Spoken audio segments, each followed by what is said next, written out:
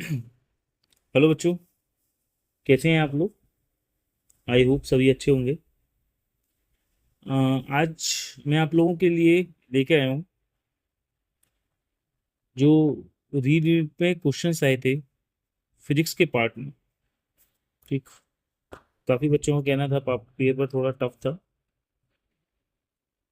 जिसको मुझे लगता है जिसको बेसिक कंसेप्ट अगर आते हैं,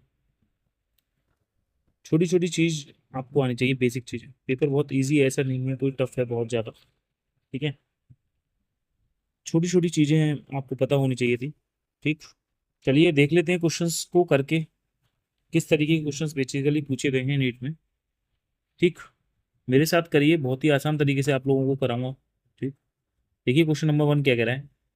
एक फोटोन और इलेक्ट्रॉन है जिसकी एनर्जी दे रखी है इतनी। ये मूव कर रहे हैं फ्री स्पेस में, जब मूव करेंगे तो उसकी फ्री स्पेस में एनर्जी दे रखी है। ठीक है, और इनका मोमेंटम का रेशियो पूछा है इलेक्ट्रॉन का और फोटोन। तो देखिए बेटा, इलेक्ट्रॉन और फोटोन का मोमेंटम पूछा है।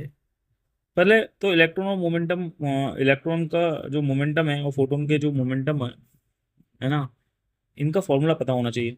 तो देखो साफ सीधी बात है, इसका काइनेटिक एनर्जी का फॉर्मूला तुम्हें पता है, पढ़ा होगा। इलेक्ट्रॉन के लिए हाफ एम वी स्क्वायर होता है। अगर मैं मास का मल्टीप्लाई ऊपर नीचे कर दूं तो यहाँ पे काइनेटिक एनर्जी का फॉर्मूला मोमेंटम के टर्म्स में बनता था। पता है ना सभी को, ये हो जाता था एम। तो देखो उसको लिख देते हैं हम पी स्क्वायर बाई 2m। बेटा लीनियर मोमेंटम का फॉर्मूला यही तो बनता था, √2km। तो बेटा यहाँ पे इलेक्ट्रॉन के लिए फॉर्मूला बन जाएगा 2km। मोमेंटम का फॉर्मूला कैसे बनता था तुम्हें पता है, एनर्जी ऑफ फोटोन की होती थी एच न्यू होती थी, और न्यू बराबर होता था SC/λ। एक पढ़ा formula lambda equal to H upon M V भी होता है। वी होता है सी। ठीक है, फोटोन के लिए speed of light, photon light की स्पीड से ट्रेवल करते हैं, तो इसलिए सी लिया है। ठीक है, अब एम इंटू सी को ही तो मोमेंटम कहते हैं, तो यही तो मोमेंटम होगा फोटोन का। बताओ, तो मैं इस एच अपॉन लेमडा की जगह क्या लिख सकता हूँ, एच अपॉन लेमडा की जगह, जहाँ से देख रहे हो मोमेंटम आ जाएगा फोटोन का। क्या लिख सकता हूँ एच अपॉन लेमडा की जगह, सर मोमेंटम लिख सकता हूँ फोटोन का। ठीक है, इंटू सी। तो मोमेंटम ऑफ फोटोन कितना हो गया बेटा, ये फॉर्मूला आ गया E/c। ठीक है, तो अब आप क्या देख रहे हैं कि ये दो फॉर्मूले बेसिकली यूज होने वाले हैं। मोमेंटम ऑफ फोटोन का यूज होगा E/c। ठीक है, दोनों की एनर्जी सेम दे रखी है, कितनी दे रखी है, 20 इलेक्ट्रॉन वोल्ट दे रखी है। तो 2 इंटू 20 इंटू 1.6 इंटू 10⁻⁻19 होगा। इलेक्ट्रॉन वोल्ट है ना, 1 इलेक्ट्रॉन वोल्ट इक्वल टू होता है 1.6 इंटू 10⁻⁹। ठीक है, जूल। अब उसके बाद मास दे रखा है, मास क्वेश्चन में गिवन है। इलेक्ट्रॉन का मास कितना दे रखा है, 9 इंटू 10⁻31 दे रखा है, अपॉन E/c। एनर्जी वही दे रखी है 20 इंटू 1.6 इंटू 10⁻⁹। और लाइट की स्पीड दे रखी है 3 इंटू 10⁸। बेटा ये सॉल्व कर लो। ठीक है, सॉल्व करोगे तो सॉल्व करना आसान है, बहुत ज़्यादा टफ नहीं है। ठीक, तो ये देखो, ये हो गया 2 इंटू, ये हो गया 32। ठीक है बेटा, इंटू 9 इंटू 10⁻, ये हो गया -50, -50 अपॉन, ये हो गया तुम्हारे पास 20 इंटू 1.6 कितना हुआ, 32 इंटू 10⁻⁹ इंटू 10 ये देखिए, ये तो ऊपर पहुंच जाएगा पूरा का पूरा, 3 इंटू 10⁸ यहाँ पहुंच जाएगा। इंटू, इसे यहाँ बंद कर लो। ठीक है, इंटू कर दो 3 इंटू 10⁸। क्या लिख दोगे यहाँ पे, 3 इंटू 10⁸ लिख दोगे। ठीक है, चलो सॉल्व करो उसे। ये 0.32 नहीं है बेटा, ये 32 है। ठीक है ना, ध्यान रखना। चलो इसको सॉल्व करो, नीचे सॉल्व करता हूँ मैं इसको, लेके लेके जाते बताओ। स्क्वायर रूट करोगे पहले, 2 इंटू 32 कितना होगा सर, 64 हो जाएगा। इंटू 9 हो जाएगा, इंटू इंटू कितना है, 10⁻⁻50 है। ठीक है, इंटू ये कितना है बेटा, 3 इंटू 10⁸ है, अपॉन कितना दे रखा है नीचे, 32 इंटू 10⁻⁹। चलो सॉल्व कर लो से यार, आसान है। 64 का स्क्वायर रूट कर लो। ठीक है, कितना हो जाएगा, आपको पता है कितना होता है, 16 इंटू 4 होता है। 8 8 से 64 होते हैं ना, 8 हो गया इसका स्क्वायर रूट, और 9 का स्क्वायर रूट 3 हो गया, इसका हो गया 10⁻25 इंटू 3 इंटू 10⁸ अपॉन ये हो गया 32 इंटू 10⁻⁻⁹। ठीक है बेटा, यहाँ से काट दो इसे, 8 4 जा 32, तो ये हो गया 9/4 इंटू 10 की पावर -25 इंटू 10 की पावर, ये हो गया 27, तो ये हो गया 900/4। अब आप इसे काट दीजिए, 4 1 4 2 जा 8, 225, तो ये आएगा आपका आंसर आ जाएगा 225 आएगा।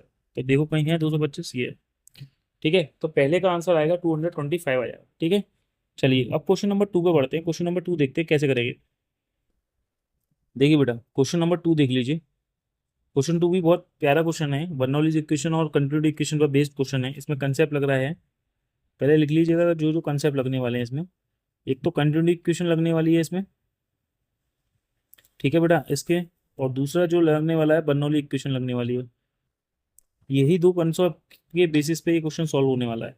ठीक है, चलो इस क्वेश्चन को देखो आप जरा। कह रहा है क्वेश्चन कि वाटर फ्लो हो रहा है streamline motion through a horizontal pipe. Horizontal pipe है ये, ठीक है, कुछ ऐसा हॉरिजॉन्टल पाइप है तुम्हारे पास।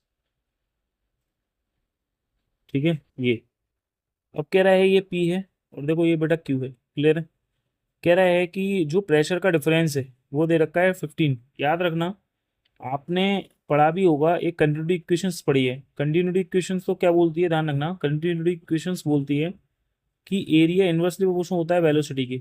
जब एरिया कम होगा वहाँ पर जहाँ पर वेलोसिटी ज़्यादा होगी, और जहाँ एरिया ज़्यादा होगा वहाँ वेलोसिटी कम होगी। बर्नौली इक्वेशन से याद रखना, जहाँ एरिया ज़्यादा होगा वहाँ प्रेशर ज़्यादा होगा, और जहाँ एरिया कम होगा वहाँ प्रेशर कम होगा। ध्यान रखना, ये कंटिन्यूटी इक्वेशन बर्नौली इक्वेशन से लेके आते हैं। बर्नौली इक्वेशन होती है, याद रखो, P plus half rho V square plus के rho G H equal to होती है कांस्टेंट। ये होती है बेटा बर्नौली इक्वेशन। कंटिन्यूटी इक्वेशन होती है A1 V1 बराबर A2 V2। ठीक है, याद रखो, कंटिन्यूटी इक्वेशन होती है A1 V1 बराबर A2 V2। ठीक, तो ये बताओ यार, यहाँ पे प्रेशर का डिफरेंस दे रखा है ऊपर, कितना है 15, तो क्या कहोगे, P Q minus P P, P Q minus P P लिखोगे या P P minus P Q लिखोगे? ज़्यादा में से कम घटाओगे ना, तो ज़्यादा में से कम घटाओगे तभी तो 15 आया। अब देखो जाहिर सी बात है, मैंने क्यों कैसे कह दिया कि ये ज़्यादा प्रेशर है ये कम प्रेशर है, तुम देख रहे हो यहाँ पे एरिया ज़्यादा है, देख रहे हो, यहाँ एरिया देख रहे हो कम है, तो जहाँ एरिया ज़्यादा होगा वहाँ प्रेशर ज़्यादा होगा, अभी बताया है, और जहाँ एरिया कम होगा वहाँ प्रेशर कम होगा। ठीक है, ध्यान रखना, इसी हिसाब से मैंने बोला है, ये है न्यूटन पर मीटर स्क्वायर में। ठीक है, ये ध्यान रखना है। ठीक, यही चीज़ें छोटी मोटी हैं लेकिन बेटा बहुत इंपॉर्टेंट है, ये बहुत ही अच्छे से आप लोगों को समझ के चलना है। ठीक, चलो ठीक है। अब देखो इसमें पहले जो है, आप इस पे दो पे कंटिन्यूटी इक्वेशन देखो, पी और क्यू का एरिया दे रखा है, तो यार कंटिन्यूटी इक्वेशन लगाओगे तो क्या होगा sir, A P into V P equal to हो जाएगा A Q into V Q. पहले कंटिन्यूटी इक्वेशन लगा दी तुमने, ये तो गिवन था, ये तो आप पे गिवन था ही। ठीक है, ये लगाइए कंटिन्यूटी इक्वेशंस, कंटिन्यूटी इक्वेशन आपने लगा दिए है। ठीक है, चलो यहाँ पे एरिया दे रखा है, पी पर एरिया देना दे रखा है 40 दे रखा है sir. V P equal to A Q कितना दे रखा है सर, 20 दे रखा है, इंटू वी क्यू हो गया। चलो बताओ ये कितना होगा, तो वी क्यू बराबर कितना आ जाएगा यार, 2 टाइम्स वी पे आ जाएगा ना। बोलो कोई प्रॉब्लम? नहीं सर, कोई प्रॉब्लम नहीं। ठीक है, ये याद रखना, ये आगे चल के यूज़ होने वाला है जब बर्नौली इक्वेशन में लगाएंगे। तो बर्नौली इक्वेशन लगा दो यार, देखो हॉरिजॉन्टल लेवल तो सेम है, जब हॉरिजॉन्टल लेवल सेम है तो इसकी पोटेंशियल एनर्जी तो जीरो हो जाएगी। पहले लिख लो, दोनों बर्नौली इक्वेशन से लिखेंगे, from Bernoulli equation, Bernoulli's equation से। क्या होती है बर्नौली इक्वेशन यार, तुम्हें पता है, पी प्लस, पहले पी पे लगा रहे हो, P plus half rho V square plus rho G H equal to हो जाएगा P plus half rho V square plus rho G H हो जाएगा। ठीक है, ये तो कैंसिल ही आउट हो गए ना मेरे भाई, सेम लेवल पर है, तो इसलिए तो कैंसिल आउट ही होगा। प्रेशर डिफरेंस जो होगा P P minus P Q लिख सकता हूँ, यस सर बिल्कुल लिख सकते हो, इक्वल टू देखो half rho we Q square minus V P square लिख सकते हैं। ठीक है बेटा, इसका प्रेशर डिफरेंस क्वेश्चन में गिवन, तुमने जो निकाला है प्रेशर डिफरेंस कितना दे रखा है, 15 दे रखा है। ठीक है, 1/2 इंटू, देखो डेंसिटी जो होती है वो जो है आपको पता है कि डेंसिटी वाटर की होती है 1000, ठीक है, किलोग्राम पर मीटर क्यूब, क्वेश्चन में गिवन है देखो। वी क्यू की जगह हम क्या लगा देंगे बेटा, 2 वीपी लगा देंगे। 2 वीपी करेंगे तो 4 वीपी स्क्वायर हो जाएगा, ये माइनस के वीपी स्क्वायर हो जाएगा। ठीक है, सॉल्व कर लीजिए, देखिए कितना हो गया, 15×2 = 30, या ऐसा कर लीजिए पहले इसको, यहाँ पर जो राइट हैंड साइड है 1000/2 इंटू कितना हो जाएगा, ये 3 वीपी स्क्वायर हो जाएगा। ठीक है, चलो 3 से काट दो, 3×5 = 15, 2 से ही काट दो, 100 हो गया। और बेटा ये हो गया 5/500 इक्वल टू हो गया वीपी स्क्वायर। तो देखो जरा, ये कैंसिल आउट हो गया 100 बार। तो बच्चा वीपी स्क्वायर बराबर कितना आ रहा है सर, 1/100 आ रहा है। अब देखो वीपी का स्क्वायर रूट करोगे तो इसका 100 का स्क्वायर रूट करोगे तो 10 आएगा ना, लेकिन ये आ रही है मीटर पर सेकंड में, तुम्हें चाहिए सेंटीमीटर पर सेकंड में, क्योंकि आंसर जो है इन्होंने सेंटीमीटर में पूछा है। तो 1 मीटर में कितने सेंटीमीटर होते हैं, 100 सेंटीमीटर होते हैं नहीं होते। तो ये बताओ ये कितना आ जाएगा, ये आ जाएगा 10 सेंटीमीटर पर सेकंड आ जाएगा। ये आपको स्पीड मिली है, ठीक है, पी पर। अब ये कह रहा है rate of flow of water बताइए थ्रू है पाइप। तो देखो rate of flow of water का मतलब ये दे रखा है वॉल्यूम पर second, rate of flow of water ये दे रखा है आपका, वॉल्यूम फ्लो रेट दे रखा है, वॉल्यूम फ्लो रेट डी/dt दे रखा है एक तरीके से। तो बेटा वॉल्यूम फ्लो रेट होता है तुम्हें पता है, इसको हम एरिया इंटू वेलोसिटी भी लिख सकते हैं, area at P and velocity at P, यही होगा वॉल्यूम फ्लो रेट। क्या होगा ये, इसी को कहेंगे वॉल्यूम फ्लो रेट। अरे सर कैसे हो गया ये वॉल्यूम फ्लो रेट, कैसे हो गया, क्योंकि वॉल्यूम फ्लो रेट जो बोल रहे हो उसकी यूनिट क्या बोल रहे हो तुम, सेंटीमीटर क्यूब पर सेकंड बोल रहे हो ना। तो बताओ देखो एरिया की यूनिट क्या होती है सर, मीटर स्क्वायर, और वेलोसिटी की यूनिट क्या होती है, मीटर पर सेकंड। तो देखो ये मीटर क्यूब पर सेकंड नहीं हो गया। एक बताओ, अगर सेंटीमीटर में चाहो तो सेंटीमीटर में ले लो यार, सेंटीमीटर पर सेकंड सेंटीमीटर में, ये सेंटीमीटर क्यूब पर सेकंड नहीं हो गया। तो यही तो वॉल्यूम फ्लो रेट होगा, और वॉल्यूम फ्लो रेट किसके बराबर होगा, एरिया इंटू वेलोसिटी के बराबर होगा। ध्यान रखना किसके बराबर होगा, एरिया इंटू वेलोसिटी के बराबर होगा। क्लियर है। तो अब आप देखो पी पे एरिया कितना है सर, 40 है, और भैया वेलोसिटी कितनी निकाली है सर, 10 निकाली है। तो बताओ कितना आएगा आंसर, 400 सेंटीमीटर क्यूब पर सेकंड आ गया। कहाँ है ये वाला आंसर, 400 सेंटीमीटर क्यूब पर सेकंड है। ठीक है बेटा, देखिए बेटा क्वेश्चन नंबर 3 देखते हैं, क्वेश्चन नंबर 3 क्या कह रहा है।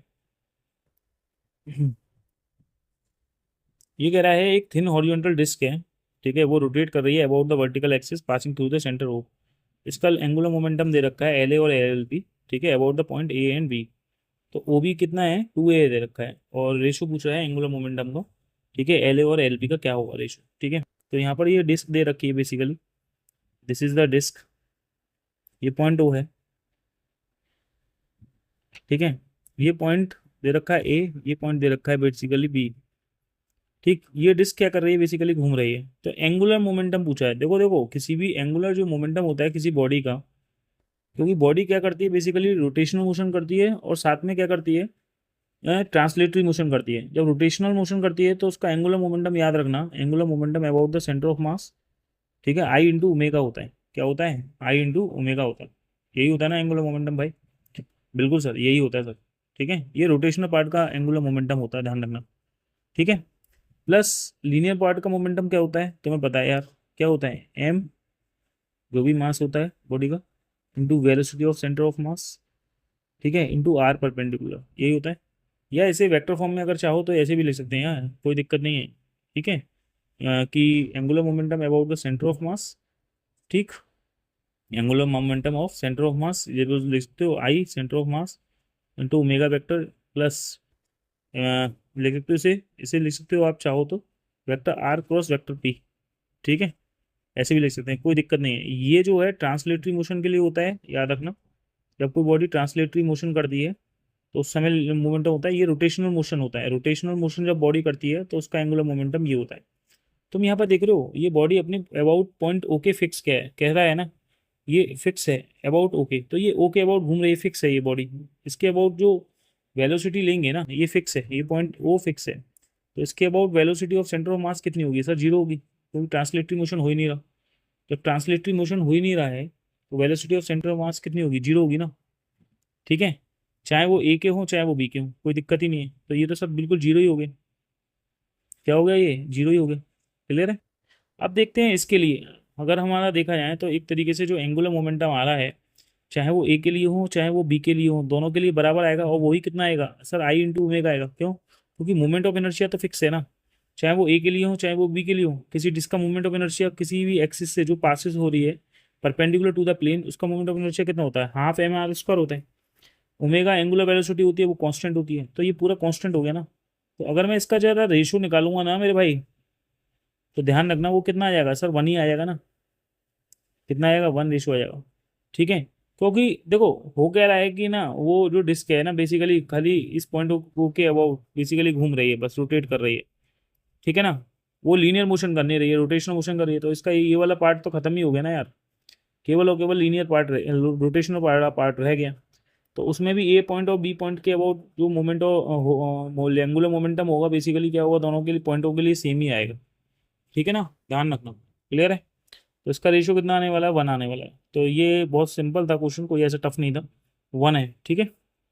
चलिए क्वेश्चन नंबर 4 देख लीजिए। क्वेश्चन नंबर 4 क्या कह रहा है बेसिकली,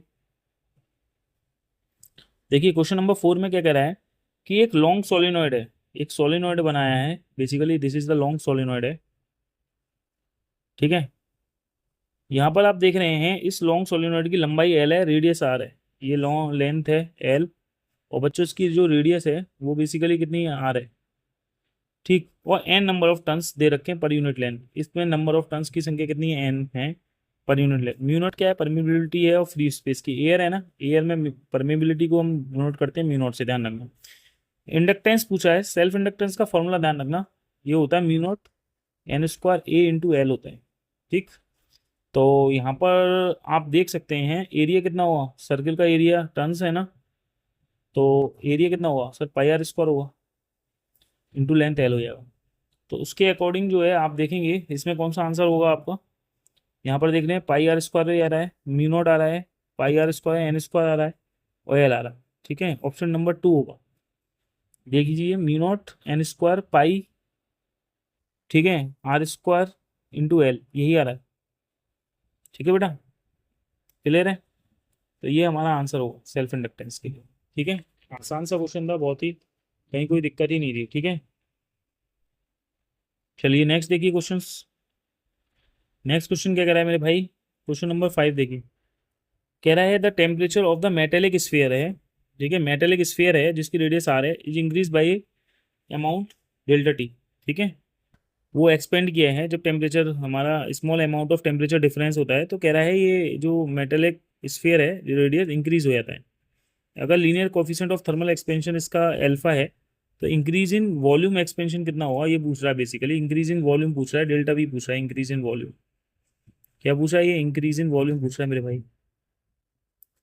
तो इसके लिए आपको ये पता होना चाहिए कि यहाँ पर अल्फा भी आ रहा है, और ये इंक्रीज इन वॉल्यूम जो होता है ये बेसिकली आपको कोफिशिएंट ऑफ क्यूबिकल एक्सपेंशन में फॉर्मूला पढ़ा होगा आपने। ठीक है, कि डेल्टा वी इक्वल टू होता है V into gamma into delta T, पढ़ा है ना। क्लियर है। तो यहाँ पर आप देखेंगे यार कि गामा इक्वल टू जो होता है, गामा का एल्फा के साथ एक रिलेशन होता है 3 अल्फा। ठीक है, बस आपको क्योंकि आंसर एल्फा में आ रहा है कहीं ना कहीं, तो यहाँ पे गामा की जगह एल्फा लगाना पड़ेगा। और वॉल्यूम कितना होता है किसी भी स्फीयर का, 4/3 पाई आर क्यू होता है। गामा की जगह 3 अल्फा लगा दो, सिंपल है बस। ठीक है। और चेंज इन टेम्परेचर तो तुम्हें पता ही है, डेल्टा टी हो ही रहा है, कोई दिक्कत नहीं है। 3 से देखो 3 काट दो, कैंसिल कर दीजिए, तो यहाँ से आ जाएगा 4 pi are Q into alpha delta T. तो इतना वॉल्यूम में एक्सपेंशन हो रहा है, डेल्टा वी कितना हो रहा है, 4 pi are Q into delta T हो रहा है। ठीक है, इंक्रीज वॉल्यूम कितना कर रहा है स्फीयर का बेटा, देखिए कौन सा आ रहा है, एल्फा डेल्टा टी, ये आ रहा है fourth option, 4 pi are Q alpha delta T आ रहा है। क्लियर है। तो ये था solutions of fifth question, easy question है। इसमें दो चीजें लगी हैं, एक तो गामा इक्वल टू 3 अल्फा, और एक वॉल्यूम एक्सपेंशन का फॉर्मूला होता है, कॉफिशिएंट ऑफ क्यूबिकल एक्सपेंशन का फॉर्मूला आपने पढ़ा होगा। एक कॉफिशिएंट सुपरफिशियल एक्सपेंशन होता है, एक कॉफिशिएंट ऑफ लीनियर एक्सपेंशन होता है। तो उनमें ये आपको याद रखना था, जो वॉल्यूम एक्सपेंशन के लिए फॉर्मूला होता है वो होता है delta V equal to V gamma into delta T. ठीक है, क्लियर। चलिए नेक्स्ट क्वेश्चन देखते हैं, क्वेश्चन नंबर 6 देखते हैं। देखिए बेटा नेक्स्ट क्वेश्चन, क्वेश्चन नंबर 6 देखते हैं। क्वेश्चन नंबर 6 क्या कह रहा है, कह रहा है दो सर्किट्स हैं ए और बी, जिन पे दो रजिस्टर दे रखे हैं बेसिकली। देखिए पहला सर्किट दे रखा है,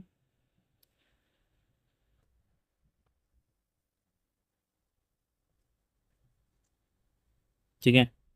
यहाँ रेजिस्टेंस दे रखा है बेटा R naught 1 - alpha delta T. यहाँ रेजिस्टेंस दे रखा है R naught 1 + alpha delta T, ठीक है बेसिकली। और ये दोनों दोनों रेजिस्टेंस जो हैं सीरीज में दे रखे हैं, है ना। और ये एक बैटरी से कनेक्टेड है, वी वोल्ट की बैटरी से, ठीक। ये करंट जो इससे फ्लो हो रही है सर्किट ए में, वो करंट कितनी हो रही है, ए आई ए करंट फ्लो हो रही है, ठीक है। ठीक इसी तरीके से दूसरा सर्किट दे रखा है, दूसरे सर्किट में दोनों रेजिस्टेंस पैरेलल में बेसिकली कनेक्टेड कर रखे हैं। एक रेजिस्टेंस यहाँ कनेक्ट कर दिया है और एक रेजिस्टेंस बेसिकली इसके पैरेलल में कनेक्ट कर दिखा है यहाँ पर, ठीक है। तो ये भी वी वोल्ट की बैटरी है मेरे भाई, और यहाँ से करंट निकल रहा है, कितना करंट निकल रहा है, आई वी करंट निकल रहा है, और वही करंट जो निकलता है वही करंट पहुँचता भी है, ठीक है। यहाँ पर वैल्यू दे रखी है R naught 1 - alpha delta T, और भैया यहाँ पर वैल्यू दे रखी है R naught 1 + alpha delta T. Clear है, ठीक। अब आप देख सकते हैं ये रेजिस्टेंस मान लो ये रेजिस्टेंस R1 है, ये मान लो रेजिस्टेंस R2 है, ये रेजिस्टेंस मान लो ये R1 है, ये रेजिस्टेंस बेसिकली मान लो R2। कोई प्रॉब्लम बेटा नहीं। तो देखो आपको पता है यहाँ पर कह रहा है कि जो है क्वेश्चन पढ़ लेते हैं। One of them has a positive temperature coefficient +alpha और अदर -अल्फा रखता है। At initial temperature the resistance of two resistance R naught है। टेम्परेचर को जैसे ही हमने बढ़ाया तो क्या करंट पे फर्क पड़ेगा, केस ए वाले में, केस बी वाले में। देखो सबसे पहले तो हम करंट का फॉर्मूला बेसिकली होता है I इक्वल टू होता है वोल्टेज अपॉन इक्विवेलेंट रेजिस्टेंस, ठीक है। फॉर सर्किट ए के लिए, ये सर्किट ए है और ये सर्किट बी वाला है। फॉर सर्किट ए के लिए देख लेते हैं यार क्या हो रहा है, ठीक है। तो करंट I इक्वल टू होगा, आर इक्विवेलेंट निकाल लेते हैं इसके लिए, पहले वाले के लिए। तो ये बताओ आर इक्विवेलेंट कितना होगा, ए वाले आई ए करंट होगी। सर्किट ए से कितनी करंट पास हो रही है बेसिकली, आई ए करंट पास हो रही है। तो इसका आर इक्विवेलेंट कितना होगा जब दो रेजिस्टेंस सीरीज में कनेक्टेड है, तो बेटा ये होगा सर R1 + R2। चलो R1 कितना है यहाँ पे, R naught -R0 alpha delta T कर दूँ, आर नॉट का मल्टीप्लाई कर दिया अंदर, +R0 + R0 alpha delta T कर दूँ। आप देखें ये कैंसिल आउट हो गया, कितना आ गया रेजिस्टेंस सर, 2R0 आ गया, ठीक है। तो यहाँ पर बताइए जो हमारे पास जो है आर इक्विवेलेंट आया वो कितना आया, 2R0 आया, ठीक है। तो ये बताओ टेम्परेचर के बढ़ाने से इस पर कोई फर्क पड़ेगा, क्योंकि करंट यहाँ पर टेम्परेचर पे डिपेंड ही नहीं कर रहा, टेम्परेचर पे इंडिपेंडेंट है। यहाँ क्या है, टेम्परेचर पे ये इंडिपेंडेंट है। जब टेम्परेचर पे इंडिपेंडेंट है, टेम्परेचर पे डिपेंड ही नहीं कर रहा, तो करंट आई ए क्या होगा, कांस्टेंट होगा ना। करंट की वैल्यू चेंज ही नहीं होगी, टेम्परेचर बढ़ा दो चाहे टेम्परेचर घटा दो, क्योंकि पूरे ये जो फॉर्मूला निकल के आया है ना करंट का, इसमें टेम्परेचर है ही नहीं। जब टेम्परेचर है ही नहीं है तो टेम्परेचर पे डिपेंड ही नहीं कर रहा, तो इसलिए करंट की वैल्यू क्या होगी, कांस्टेंट होगी। बी वाले फिगर के लिए देखो, अगर हम करंट के लिए रिलेशन निकालते हैं फॉर बी के लिए, तो यही तो बोलोगे sir I B equal to होगा sir V upon R equivalent. B वाले के लिए आर इक्विवेलेंट कैसे निकलेगा सर, उसके लिए फॉर्मूला होता है R1 R2 upon R1 + R2, यही होता है ना बेटा। तो बच्चों देखो ये जो है आर वन की वैल्यू कितनी है, R1 की वैल्यू है R naught -R0 alpha delta T, ठीक है। या आप ऐसा करो आर नॉट कॉमन था तो आर नॉट कॉमन ही रहने दो। आर नॉट कितना था बेटा, R naught 1 - alpha delta T, ठीक है, इंटू R2 कितना है, R naught 1 + alpha delta T upon R1 + R2 जोड़ोगे तो कितना आ जाता था, 2R0 आ गया था, सही है। तो देखो यहाँ पर जो निकल के आया, ये हो गया R0 का स्क्वायर, ये हो गया A - B, A + B का फॉर्मूला होता है A² - B², ठीक है, अपॉन के हो गया बेटा 2R0। तो यहाँ पर देखेंगे अगर हम R0 से, ये देखो R0 कट गया, तो ये कितना आ गया, ये आ गया बेसिकली R0/2 1 - के अल्फा² × डेल्टा टी²। यहाँ पर आप देख रहे हो यार कि जो अगर टेम्परेचर बढ़ा रहे हैं तो ओवरऑल आर इक्विवेलेंट कितना हो रहा है यार, घट रहा है ना। अगर ये वाली टर्म देख रहे हो, ये वाली टर्म बढ़ेगी तो ओवरऑल आर इक्विवेलेंट घटेगा। जब ओवरऑल आर इक्विवेलेंट घटेगा तो करंट जो होगा बी में बढ़ेगा, क्योंकि करंट का फॉर्मूला क्या होता है सर, करंट था I equal to B upon R equivalent. Current अगर घटेगा तो करंट बढ़ेगा ना बी में, करंट बी में बढ़ेगा, तो करंट ए जो है देखो कांस्टेंट होगा, करंट बी में बढ़ेगा, ये ऑप्शन होगा, ठीक है। टेम्परेचर पे डिपेंड कर रहा है ना ये आर इक्विवेलेंट, ठीक है। अगर टेम्परेचर यहाँ बढ़ा रहे हो तो ओवरऑल रेजिस्टेंस घटेगा ना यार, जब ओवरऑल रेजिस्टेंस घटेगा तो ओवरऑल करंट क्या होगा, बढ़ेगा। ये बहुत ही बढ़िया क्वेश्चन है, ठीक है। आपको इसमें इतनी अप्रोच आनी चाहिए कि किस तरीके से हमारे को जो है करंट अगर टेम्परेचर पे इंडिपेंडेंट है, इसका मतलब वो करंट डिपेंड नहीं कर रही है, करंट कांस्टेंट है, ठीक है। तो हमारे को यहाँ पर दोनों के केस में बेसिकली करंट का रिलेशन निकाल के लाना था, ठीक है। आर इक्विवेलेंट निकालना था। एक में आर इक्विवेलेंट टेम्परेचर पे इंडिपेंडेंट था, एक में आर इक्विवेलेंट टेम्परेचर पे डिपेंड था। जो टेम्परेचर पे डिपेंड था, अगर टेम्परेचर बढ़ाओगे तो ओवरऑल आर इक्विवेलेंट घट गया, ओवरऑल आर इक्विवेलेंट घट गया तो करंट क्या हो गई, बढ़ गई। तो अच्छे क्वेश्चन हैं, ठीक है। थोड़े से माइंड लगाने वाले क्वेश्चन है भाई, ठीक है। अगर अच्छे से तुम लोगों ने प्रैक्टिस कर रखी है, जैसे बेसिकली जो मॉड्यूल्स होते हैं उन मॉड्यूल्स को तुमने कर रखा है, तो मैं नहीं समझता कि कहीं कोई दिक्कत आने वाली है, ठीक है। इन क्वेश्चंस में अप्रोचेबल है, बिल्कुल है। नीट का पेपर दे रहे हो आखिरकार, ठीक है, तो आसान तो होने वाले नहीं है, ठीक है। तो अच्छे क्वेश्चंस है, ठीक, लेकिन बहुत टफ नहीं है। मैं फिर कह रहा हूँ आप लोगों से, अप्रोच रखो, बेसिक क्वेश्चंस को करो, अच्छे से करो, हर चीज़ समझ समझ के करोगे, कहीं कोई दिक्कत नहीं आएगी, ठीक है। चलिए क्वेश्चन नंबर 7 देखिए बेटा। क्वेश्चन नंबर 7 भी बढ़िया क्वेश्चन दे रखा है। देखिए क्वेश्चन नंबर 7 बोला है कि एक बीम ऑफ लाइट है जो फॉल कर रही है किसी मेटल के सरफेस पे, ठीक है। इससे इलेक्ट्रॉन जनरेट होते हैं, ठीक है। तो कह रहा है if power of the light so start to decrease linearly with the time के साथ, the variation of the photo electric current का स्टॉपिंग पोटेंशियल के संग क्या है, ठीक है। वेरिएशन पूछ रहा of the photo electric current का and magnitude of stopping potential का, किसके संग टाइम के साथ क्या है। यहाँ पर ग्राफ दे रखे हैं, देखो, एक तो करंट का टाइम के साथ वेरिएशन दिखा रहा है, तो स्टॉपिंग पोटेंशियल का टाइम के साथ वेरिएशन दिखा रहा है। तो बेसिकली तुम्हारे को टाइम के साथ कैसे वेरिएशन होगा करंट का और स्टॉपिंग पोटेंशियल का, वो सीखना है। तो देखो कह रहा है ना, एक मेटल का सरफेस है, कोई ये मेटल का सरफेस ले लो, मान लो ये कोई मेटल का सरफेस है। तुमने पढ़ा होगा ये फोटो इलेक्ट्रिक इफेक्ट में dual nature of matter and radiation का बेसिकली क्वेश्चन है। जब कोई लाइट आती है और इंसिडेंट करती है, अगर इसकी फ्रिक्वेंसी इसकी थ्रेशोल्ड फ्रिक्वेंसी से ज़्यादा होती है, तो मालूम है इलेक्ट्रॉन्स यहाँ से क्या होते हैं, इजेक्टेड आउट होते हैं। किसके साथ, काइनेटिक एनर्जी, और यही काइनेटिक एनर्जी इसकी स्टॉपिंग पोटेंशियल के बराबर होती है, ईवी नॉट के। तो यहाँ पर जो है, अगर फ्रिक्वेंसी, ये वाली फ्रिक्वेंसी तुम जितनी ज़्यादा बढ़ाओगे, इंसिडेंट लाइट की जो फ्रिक्वेंसी जितनी ज़्यादा बढ़ाओगे, उतना स्टॉपिंग पोटेंशियल की वैल्यू क्या होगी, बढ़ेगी। अगर फ्रिक्वेंसी बदल ही नहीं रहे हो तुम, फ्रिक्वेंसी बदल ही नहीं रहे हो, कांस्टेंट है, तो स्टॉपिंग पोटेंशियल पे कोई फर्क पड़ने वाला है ही नहीं है, ठीक है। स्टॉपिंग पोटेंशियल पे कोई फर्क पड़ने वाला है ही नहीं है, कांस्टेंट ही रहेगी स्टॉपिंग पोटेंशियल, ठीक है। याद रखना है आपको। अब अगर नंबर ऑफ फोटोन्स एन जो है, याद रखना, number of photons, number of photons, मैं ये कंसेप्ट पहले समझा रहा हूँ। नंबर ऑफ फोटोन्स जितने ज़्यादा इस सरफेस पे इंसिडेंट होंगे, जितने ज़्यादा इंसिडेंट होंगे, उतने ही ज़्यादा नंबर ऑफ जो इलेक्ट्रॉन्स हैं, नंबर ऑफ इलेक्ट्रॉन्स जो होंगे बेसिकली, आप देखेंगे उतने ही नंबर ऑफ इलेक्ट्रॉन जो होंगे इजेक्टेड आउट होंगे, इजेक्टेड आउट होंगे, क्योंकि हर फोटोन एक इलेक्ट्रॉन को घेरता है, ठीक है। अगर फोटोनों की संख्या जितनी ज़्यादा होगी, उतने ही इस मेटल के सरफेस में जो जो जो भी इलेक्ट्रॉन्स होंगे, उन सबको क्या करेगा, ये इजेक्टेड आउट कर देगा, ठीक है। अगर नंबर ऑफ फोटोन की संख्या कम होगी और जितने ज़्यादा number of electron ejected out होंगे, तो उतने ही करंट क्या होगी, ज़्यादा होगी, ठीक है। उतनी ही करंट क्या होगी, ज़्यादा होगी। लेकिन अब क्वेश्चंस क्या कह रहा है वो समझो पहले। क्वेश्चंस क्या कह रहा है वो समझो। वो कह रहा है कि अगर power of the light so start to decrease, घटना चालू हो रहा है टाइम के साथ, तो पावर का फॉर्मूला क्या होता है, देखो फोटोन निकल रहे हैं, पावर का फॉर्मूला क्या होता है, energy upon time. Energy photon की कितनी होती है, एनर्जी होती है एच न्यू, एक फोटोन की एनर्जी होती है ये, तो एन फोटोन की एनर्जी कितनी होगी, N H nu upon T हो जाएगी। अगर पावर घटेगी, ये बताओ पावर घटेगी टाइम के साथ, तो ये बताओ नंबर ऑफ फोटोन भी तो घटेंगे टाइम के साथ। जब नंबर ऑफ फोटोन घटेंगे तो नंबर ऑफ इलेक्ट्रॉन जो इजेक्टेड आउट होंगे वो भी तो घटेंगे। नंबर ऑफ जो इलेक्ट्रॉन्स हैं बेटी बेसिकली, वो इजेक्टेड होंगे, जो है कम, इजेक्टेड होंगे कम, ठीक है, या घटेंगे, कह सकते हो डिक्रीज होंगे, घट जाएंगे। जब करंट ये घट जाएगा तो बेटा करंट भी तो घट जाएगी, क्या हो जाएगी, करंट भी तो डिक्रीज होएगी, क्योंकि इलेक्ट्रॉन की संख्या जितनी ज़्यादा होगी उतना करंट ज़्यादा हुआ, जितने ज़्यादा इलेक्ट्रॉन निकलेंगे बाहर उतना ज़्यादा सही है, करंट भी ज़्यादा हुआ। लेकिन करंट जो है, अगर नंबर ऑफ इलेक्ट्रॉन्स ही, नंबर ऑफ फोटोन ही घट गए, तो नंबर ऑफ इलेक्ट्रॉन्स भी क्या होंगे, इजेक्टेड जो हो रहे हैं वो भी डिक्रीज हो जाएंगे, इससे करंट की वैल्यू क्या होगी, डिक्रीज हो जाएगी। तो यहाँ पर देखो, समय के साथ जैसे जैसे पावर घट रही है, वैसे वैसे समय के साथ करंट भी घट रही है। तो इसमें कौन सा ऐसा स्लोप है, कौन सा ग्राफ है जिसमें करंट समय के साथ घट रही है मेरे भाई। एक तो ये वाला है, और देखो एक ये वाला है, इन दोनों में से कहीं ना एक है, ठीक है। दूसरा देखो, इसी में कह रहा है स्टॉपिंग पोटेंशियल पे वेरिएशन क्या होगा टाइम के साथ।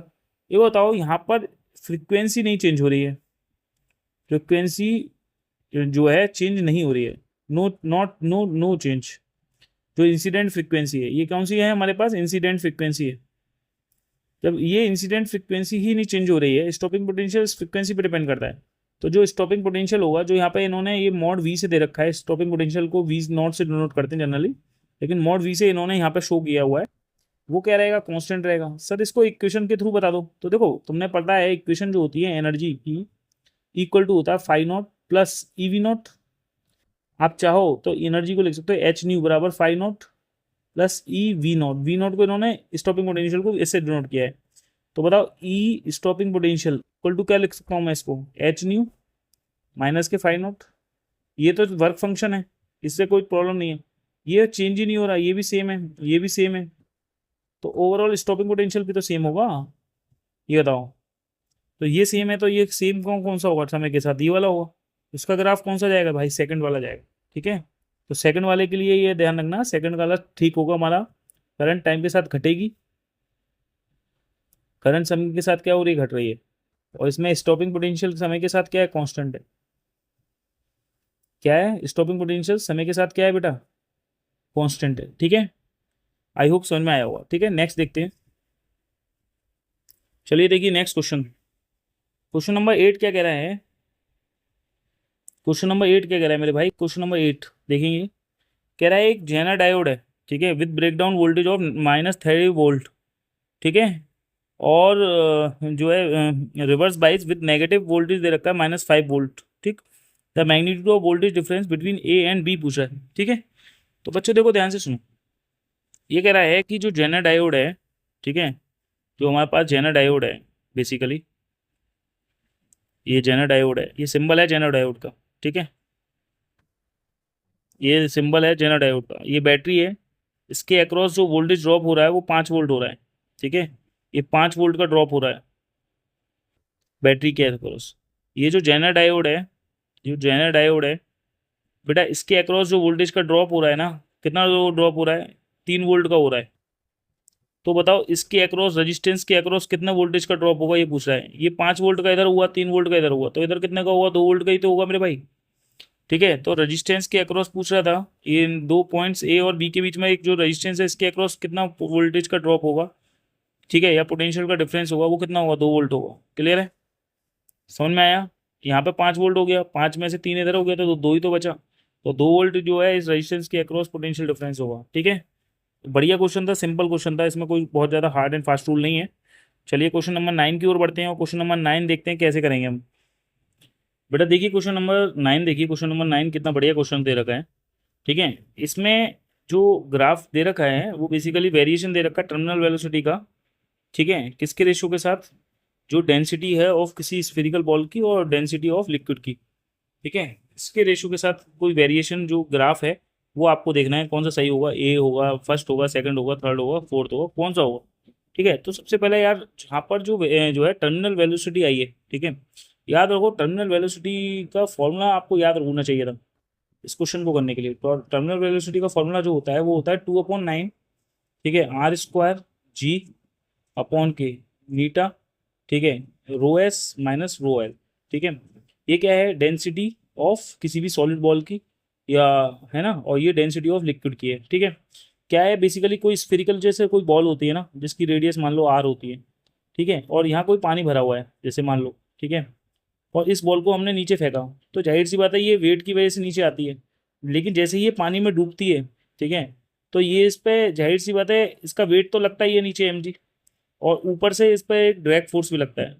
ठीक है, तो ये जो है पहले तो कुछ समय थोड़ी सी स्पीड से नीचे चलती है, क्योंकि वेट ज़्यादा होता है और उस पर लगने वाला बायोन फोर्स थोड़ा सा कम होता है, ये बायोन फोर्स है जो इस पर लगता है वो कम होता है।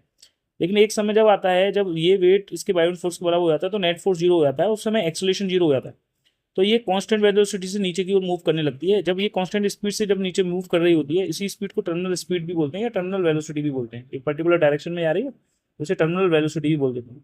तो यहाँ पर जो टर्मिनल वेलोसिटी होती है बेसिकली ये डायरेक्टली प्रोपोर्शनल होती है R² के, और टर्मिनल वेलोसिटी इन्वर्सली प्रोपोर्शनल होती है विस्कोसिटी के। मतलब ये है कि अगर रेडियस जितनी ज़्यादा होगी, अगर मतलब कोई बूंद है पानी की वो जितनी बड़ी होगी उतनी उसकी स्पीड ज़्यादा होगी, और अगर जितना लिक्विड जो है गाढ़ा होगा उतनी स्पीड क्या होगी, वहाँ कम हो जाएगी, क्योंकि वहाँ पे विस्कस फोर्स लगने लगता है। हाँ, इसलिए स्पीड क्या होती है, घटने लगती है। और इसका एक परफेक्ट एग्जांपल भी देख सकते हो, जैसे कोई एरोप्लेन होता है ना, बेसिकली एरोप्लेन होता है, वहां से अगर कोई बंदा कूदता है वो ऊपर से नीचे, तो वो शुरुआत में बहुत जो है स्पीड से चलता है, ठीक है।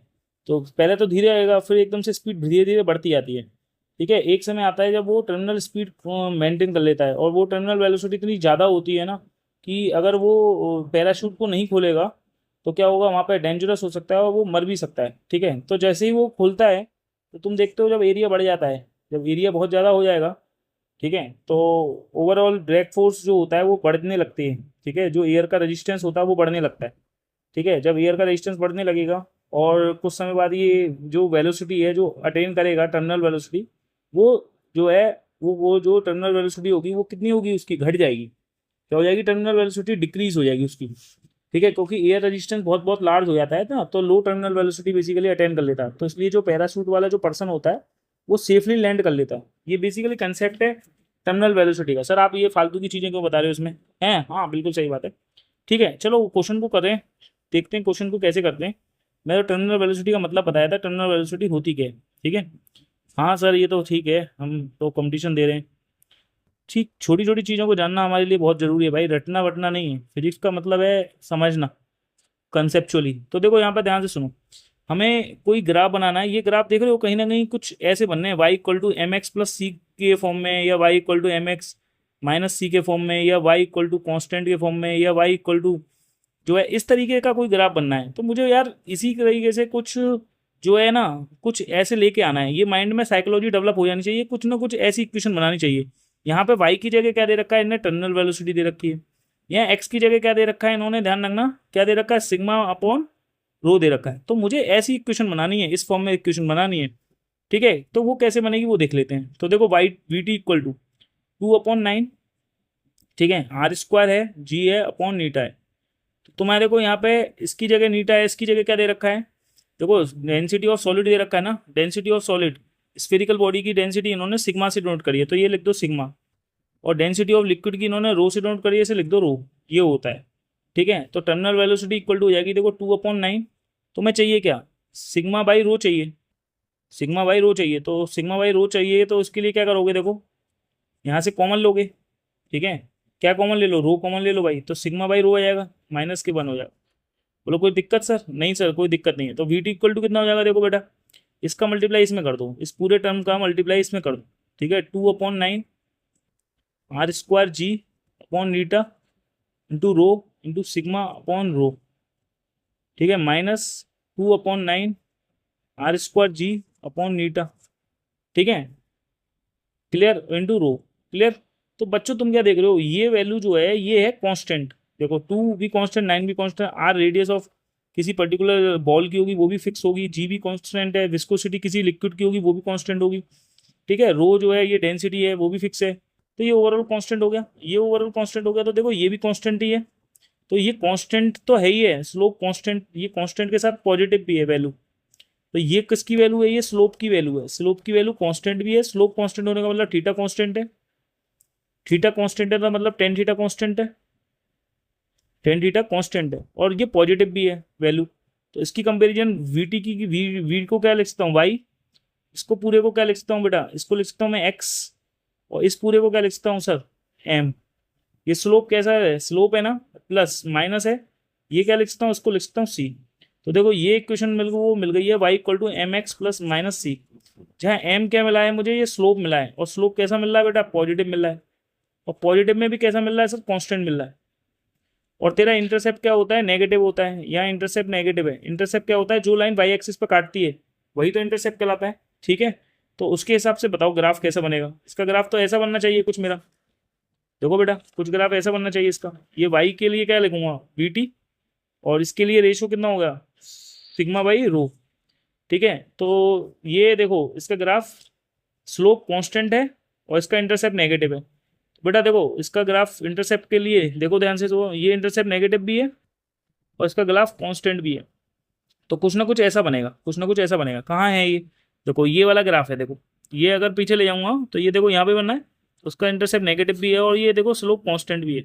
हर जगह स्लोप की वैल्यू क्या होगी, कांस्टेंट होगी, यहाँ भी कांस्टेंट है एंगल, वो यहाँ भी कांस्टेंट है, हर एक जगह एंगल क्या मिलेगा, कांस्टेंट मिलेगा। तो बेसिकली मेरा ग्राफ कौन सा होगा बेटा, सेकंड ग्राफ होगा। ठीक है, आई होप समझ में आया होगा। ठीक है, बहुत ही अच्छी एक्सप्लेनेशन से समझाया है, बहुत ही आसान तरीके से समझाया है। ठीक है, समझ में आया होगा। ठीक है, चलिए क्वेश्चन नंबर 9 हो गया, क्वेश्चन नंबर 10 देखते हैं बेटा। क्वेश्चन नंबर 10 क्या कहता है, देखिए क्वेश्चन नंबर 10 देखते हैं बेटा। क्वेश्चन नंबर 10 में क्या कह रहा है कि दो प्लेनेट्स हैं, ठीक है, इन इक्वल मास है और इनकी रेडियाई R1 और R2 है। R2 R1/2 दे रखी है, रेडियाई दे रखी है R2 R1/2 दे रखी है। कह रहा है एस्केप स्पीड दे रखी है V1 और V2।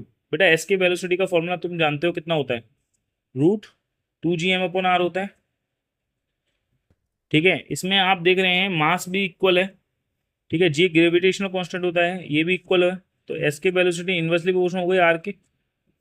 बोलो हो गई या नहीं हो गई सर, बिल्कुल हो गई। तो देखो अगर हम देखें तो दो वेलोसिटी दे रखी है V1 और V2, तो इनका रेशियो कितना होगा, V1/V2 इक्वल टू हो जाएगा √R2/R1। ठीक है, अब देखो रेडियाई दे रखी है, R2 बराबर दे रखी है, इसमें कितनी दे रखी है, R1/2 दे रखी है, तो R2 की जगह R1/2 लगा दो यार, R2 की जगह R1/2 लगा दो।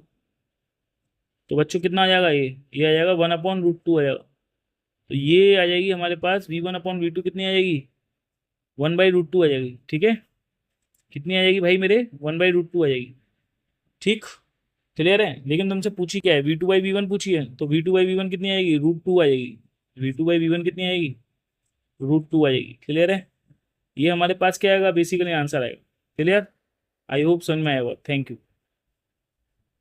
चलिए नेक्स्ट क्वेश्चन देखते हैं, इसमें क्वेश्चन नंबर 11 है। क्या कह रहा है क्वेश्चन नंबर 11, पढ़ते हैं। देखिए question number, an AC voltage दे रखा है 220 sine 2 × 10⁻³ volt is applied in series LCR circuit. देखो बेटा क्वेश्चन नंबर 11 देखो, LCR सर्किट दे रखा है इसने, LCR सर्किट, इंडक्टेंस दे रखा है, कैपेसिटेंस दे रखा है और रजिस्टेंस दे रखा है। हमारे पास तीनों दे रखे हैं, ये L है, ये C है और ये R। ठीक है, और पूछा करंट का एम्पलीट्यूड कितना हुआ। देखो इंडक्टेंस की वैल्यू कितनी दे रखी है इसने, 10 मिली हेनरी दे रखी है। कैपेसिटेंस की वैल्यू कितनी दे रखी है, 25 माइक्रोफेराड दे रखी है। और इस रेजिस्टेंस की वैल्यू कितनी दे रखी है, 100 ओम दे रखी है। क्लियर है। ठीक, अब इन्होंने क्या किया है कि एक वोल्टेज से लगाया हुआ है। ठीक है, इसका एम्पलीट्यूड दे रखा है, ये वाली इक्वेशन दे रखी है। देखो 220 साइन ω t होती है, ये 2 × 10⁻³ वोल्ट दे रखा है। ठीक है, ये वैल्यू किसकी है, V0 की वैल्यू है। ये किसकी वैल्यू है सर, ये ओमेगा की वैल्यू है। ठीक है, ध्यान रखना, ये यूज होने वाले हैं अभी। ठीक, चलो देखो ध्यान से, ये LCR सर्किट दे रखा है, करंट का एम्पलीट्यूड पूछा है, तो I0 बराबर कितना होता है, I0 बराबर होगा बेटा V0/Z। जेड की वैल्यू क्या होती है, जेड क्या होता है, इम्पीडेंस होता है। इम्पीडेंस क्या होता है बेटा, इक्विवेलेंट रेजिस्टेंस होता है। ध्यान रखना, जो भी रेजिस्टेंस होता है इंडक्टर के अक्रॉस, जिसे इंडक्टिव रिएक्टेंस बोलते हैं, कैपेसिटर के अक्रॉस वाले रेजिस्टेंस को कैपेसिटिव रिएक्टेंस बोलते हैं। उसका वैल्यू फॉर्मूला होता है XL - XC का होल स्क्वायर प्लस के होता है R²। ठीक है बेटा, ध्यान रखना, ये फॉर्मूला आता है। ठीक, जिसमें XL की वैल्यू होती है, याद रखना, L ओमेगा। अब L की वैल्यू आपको पता है, L की वैल्यू है 10 मिली हेनरी, तो 10 × 10⁻³ ओमेगा की वैल्यू कितनी है दे रखी है इन्होंने, 2 × 10⁻³ दे रखी है। कितना आ गया आंसर, 20 आ गया, 20 ओम आ गया। ऐसे XC की वैल्यू निकालेंगे तो बेटा होता है 1/ω/C। ओमेगा की वैल्यू यहाँ पे दे रखी है 2 × 10⁻³। C की वैल्यू क्वेश्चन में दे रखी है 25 माइक्रोफेराड।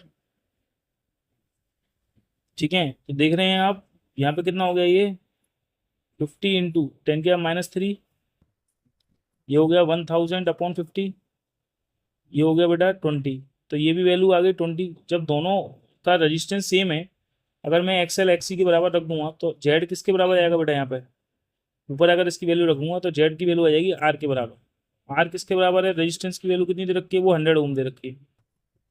ठीक है, ये वैल्यू उठा करके इसमें रख दीजिए फॉर्मूले में, सिंपल है। तो बच्चों I0 बराबर क्या आता हूँ, V0/Z। V0 की वैल्यू कितनी थी सर, V0 की वैल्यू है 220 वोल्ट, कितनी है 220। और बेटा Z की वैल्यू कितनी है 100। तो सर सॉल्व कर लो, इसे कितना आ गया, 2.2 एम्पियर आ गया। कितना आ रहा है मेरे भाई, 2.2 एम्पियर की करंट आ रही है। क्लियर है, आसान क्वेश्चन है, बढ़िया क्वेश्चन है। ठीक है, चलिए देखते हैं क्वेश्चन नंबर 12 क्या कह रहा है। देखिए बेटा क्वेश्चन नंबर 12 बोल रहा है, 2 आइडेंटिकल इंडक्टर्स हैं जो कनेक्टेड हैं in 2 different configuration P and Q। है ना, करंट फ्लो हो रही है as shown in figure, the inductance the induced EMF between A and B is EP and that for configuration E E Q है। तो ratio पूछ रहा है कितना हुआ, इसमें नेगलेक्ट कर दिया म्यूचुअल इंडक्टेंस। अगर म्यूचुअल इंडक्टेंस नेगलेक्ट नहीं करता तो जो है हमारे को जो फॉर्मूला लगता है इक्विवेलेंट इंडक्टेंस निकालने का, वो नहीं लगा पाते। ठीक है, ध्यान रखना। इसलिए यहाँ पे इंडक्टेंस जो म्यूचुअल इंडक्टेंस है वो उसे नेगलेक्ट करना बहुत कंपलसरी था। ठीक है, तो ये देखो पहला कॉन्फ़िगरेशन में कुछ ऐसा फिगर बना रखा है, ये यहाँ पे दे रखा है ये ए, यहाँ दे रखा है ये बी। ठीक है, तो आप क्या देख रहे हैं यहाँ पर, दो इंडक्टेंस, दो आइडेंटिकल हैं, आइडेंटिकल इंडक्टेंस है। आइडेंटिकल का मतलब होता है सेम, सही है। ऐसे ही यहाँ पर देख लीजिए, यहाँ पे देख लीजिए, एक इंडक्टेंस ये है, एक इंडक्टेंस ये है, ये पैरेलल में कनेक्टेड है, ये दोनों पैरेलल में कनेक्टेड है। ठीक है, ये पॉइंट ले लिया ए, ये पॉइंट ले लिया इन्होंने बी। ठीक है, यहाँ करंट फ्लो हो रही है देखो समय के साथ, यहाँ भी करंट फ्लो हो रही है समय के साथ। ठीक है बेटा, ये ध्यान रखना, ये एल है, ये एल है।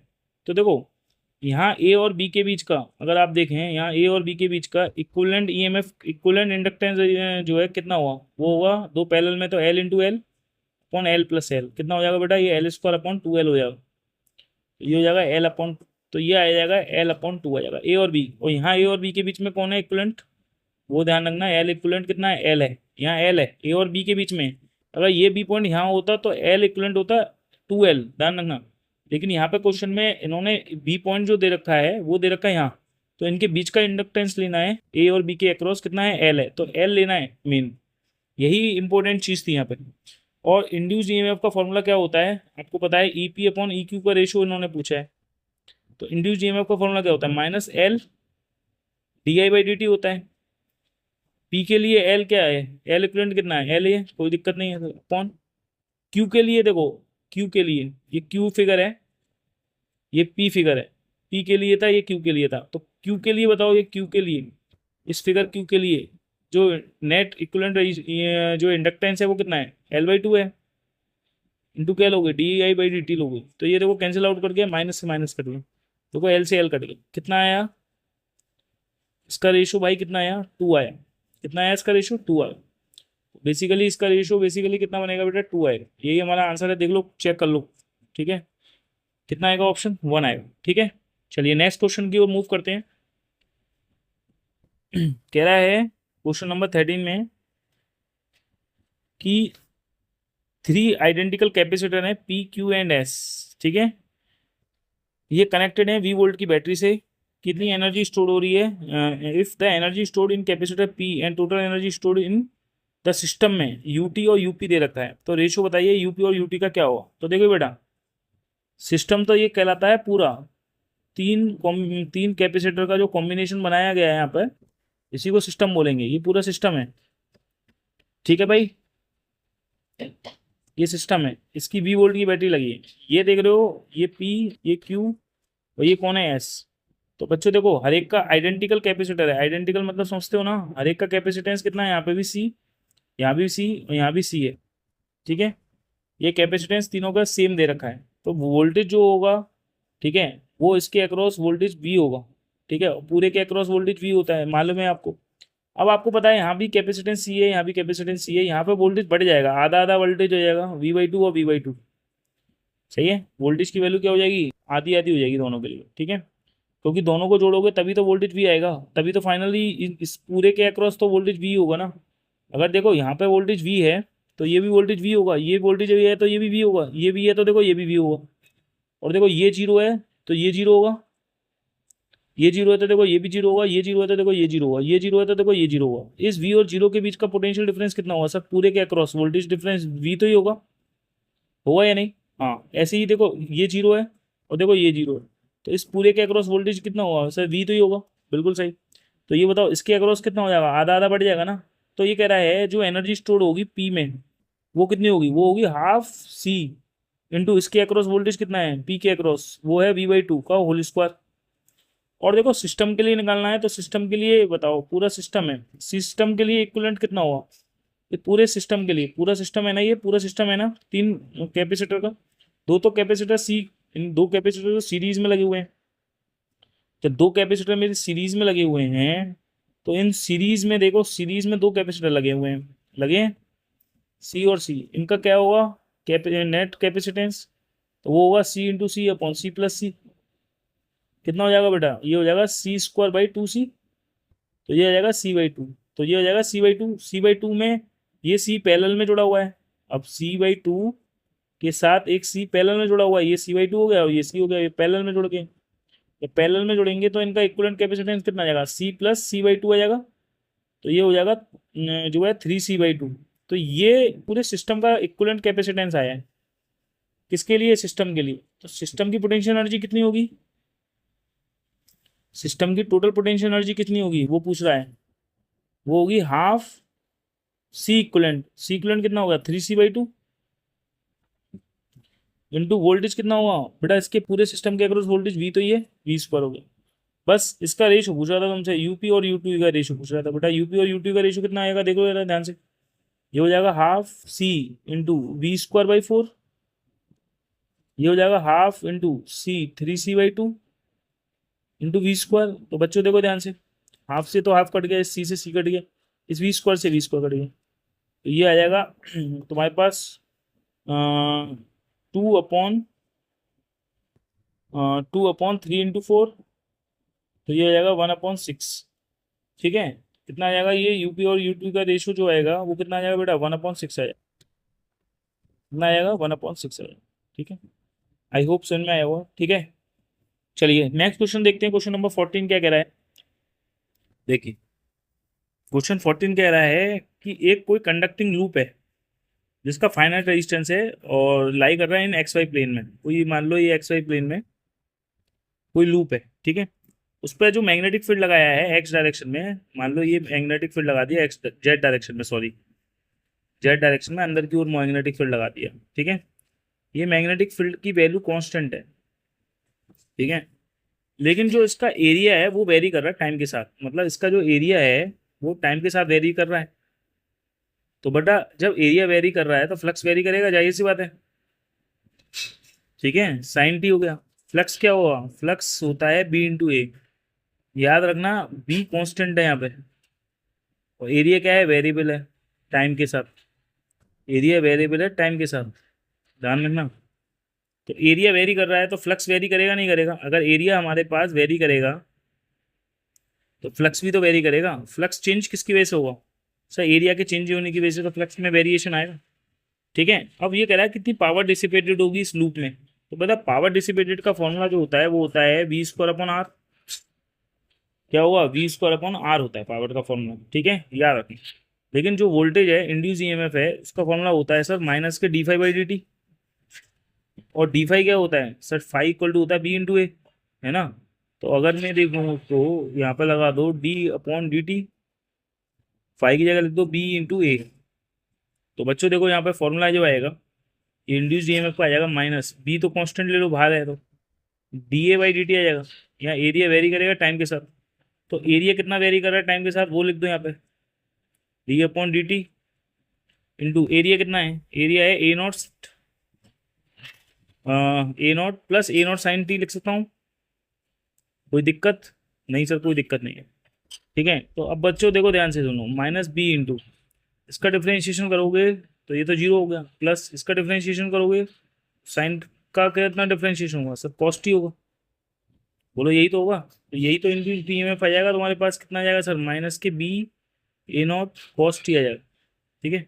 ये वैल्यू उठा करके इसमें फॉर्मूले में लिख दो, जो पावर डिसिपेटेड है, पावर डिसिपेटेड का फॉर्मूला क्या होता है, ई स्क्वायर अपॉन आर, पूछा है ना पावर डिसिपेटेड कितनी होगी लूप में, तो ई स्क्वायर करोगे इसका स्क्वायर करोगे तो कितना आ जाएगा बेटा, b square a nought square cos square t upon आ रहा है। अब पावर का वेरिएशन टाइम जो है कैसे कर रहा है कॉस के साथ वो बताना है, पावर डेसिपेशन कैसा हो रहा है टाइम के साथ वो बताना है। तो देखो टाइम तो इसी में आ रहा है, पावर किसके डायरेक्टली वो क्वेश्चन है, कॉस स्क्वायर टी के। तो देखो आपको पता है अगर कॉस का ग्राफ मैंने दिखता हूँ तो कॉस का ग्राफ कैसा बनता है सर, कॉस का ग्राफ कुछ ऐसा बनता है, कुछ ऐसा बनता है कॉस का ग्राफ बनता है, ये कॉस का वेरिएशन दिखाया है मैंने, कॉस का ग्राफ दिखाया है कि इस तरीके से कोसाइन ग्राफ बनता है, ठीक। अगर मैं कॉस का स्क्वायर कर दूं, कॉस के ग्राफ में आपको नेगेटिव चीज नेगेटिव में भी दिख रहा है आपको, कहीं ना कहीं एम्पलीट्यूड नेगेटिव में भी दिखेगा, लेकिन जब कॉस का स्क्वायर करूँगा तो ये जो नेगेटिव एम्पलीट्यूड है वो खत्म हो जाएगा। बच्चों देखो इसका कुछ ना कुछ ग्राफ ऐसा मिलेगा, ये ऐसा मिलेगा।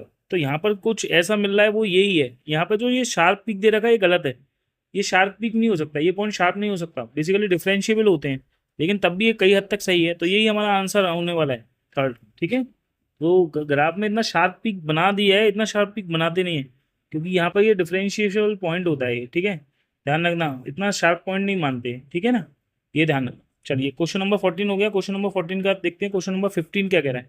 ठीक है, क्वेश्चन नंबर 15 बोल रहा है इन एडियाबैटिक एक्सपेंशन हो रहा है, टेम्परेचर 1 मोल आइडियल गैस का दे रखा है इतना, टेम्परेचर घटता है 60 से 50।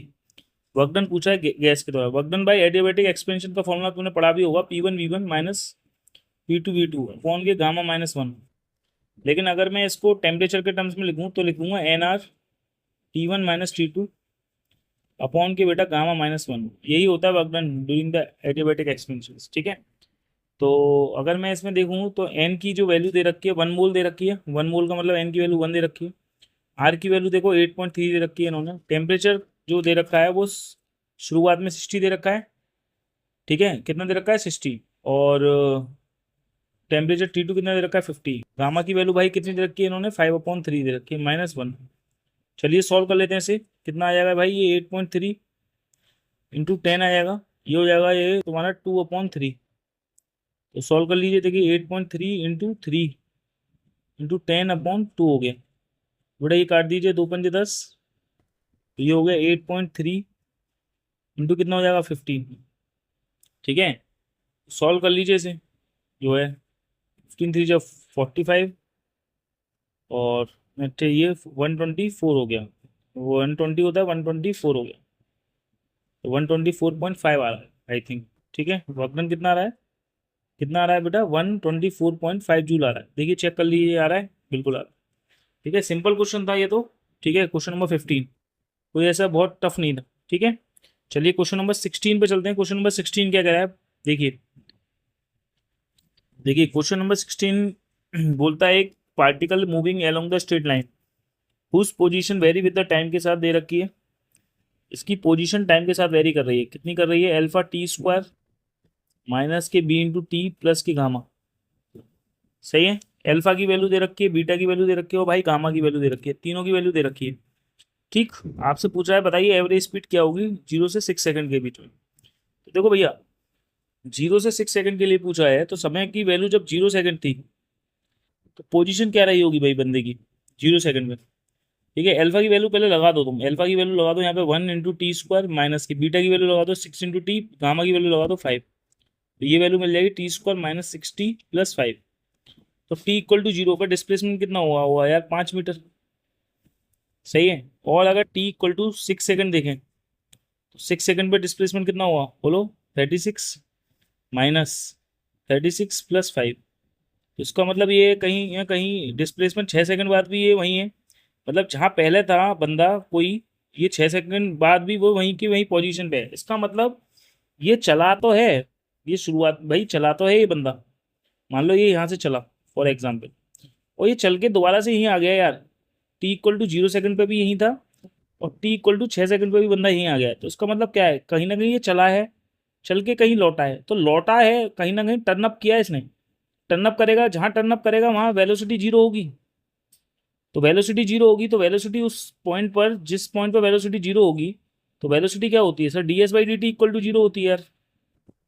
तो यार जो एस है, जो तुम्हारा डिस्प्लेसमेंट दे रखा था वो कितना था, एस बराबर सर वो था टी स्क्वायर माइनस 60 प्लस 5।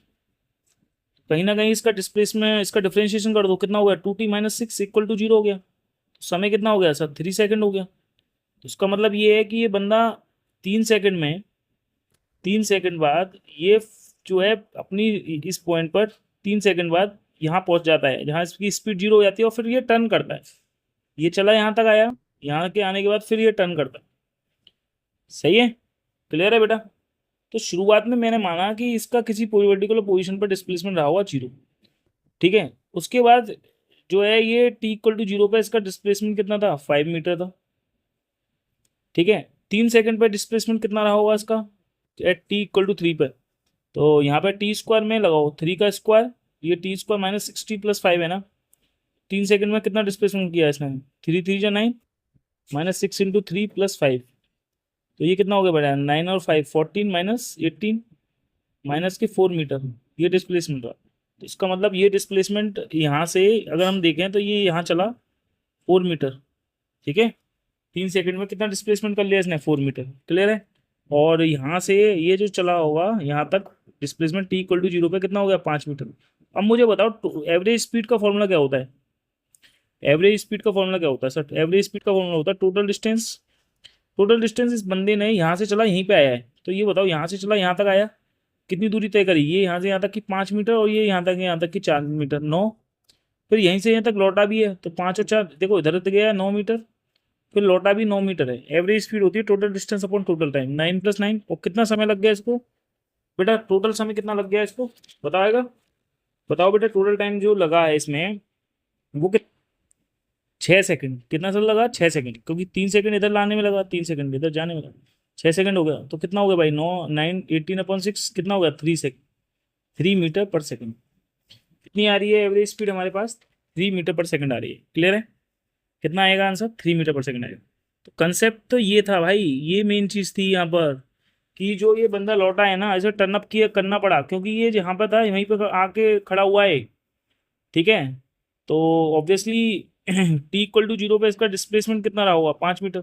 मान लो ये बंदा यहाँ पे था, इनिशियली इसका डिस्प्लेसमेंट यहाँ पे 0 था, लेकिन शुरुआत में हम ये लेके चल रहे हैं आर्बिट्ररी किसी पर्टिकुलर टी, जब टाइम 0 = सेकंड पे था, तो हम किसी रेफरेंस ही तो नापते हैं ना एक पर्टिकुलर पोजीशन, तो 5 मीटर पे ये यहाँ पर है, ठीक है।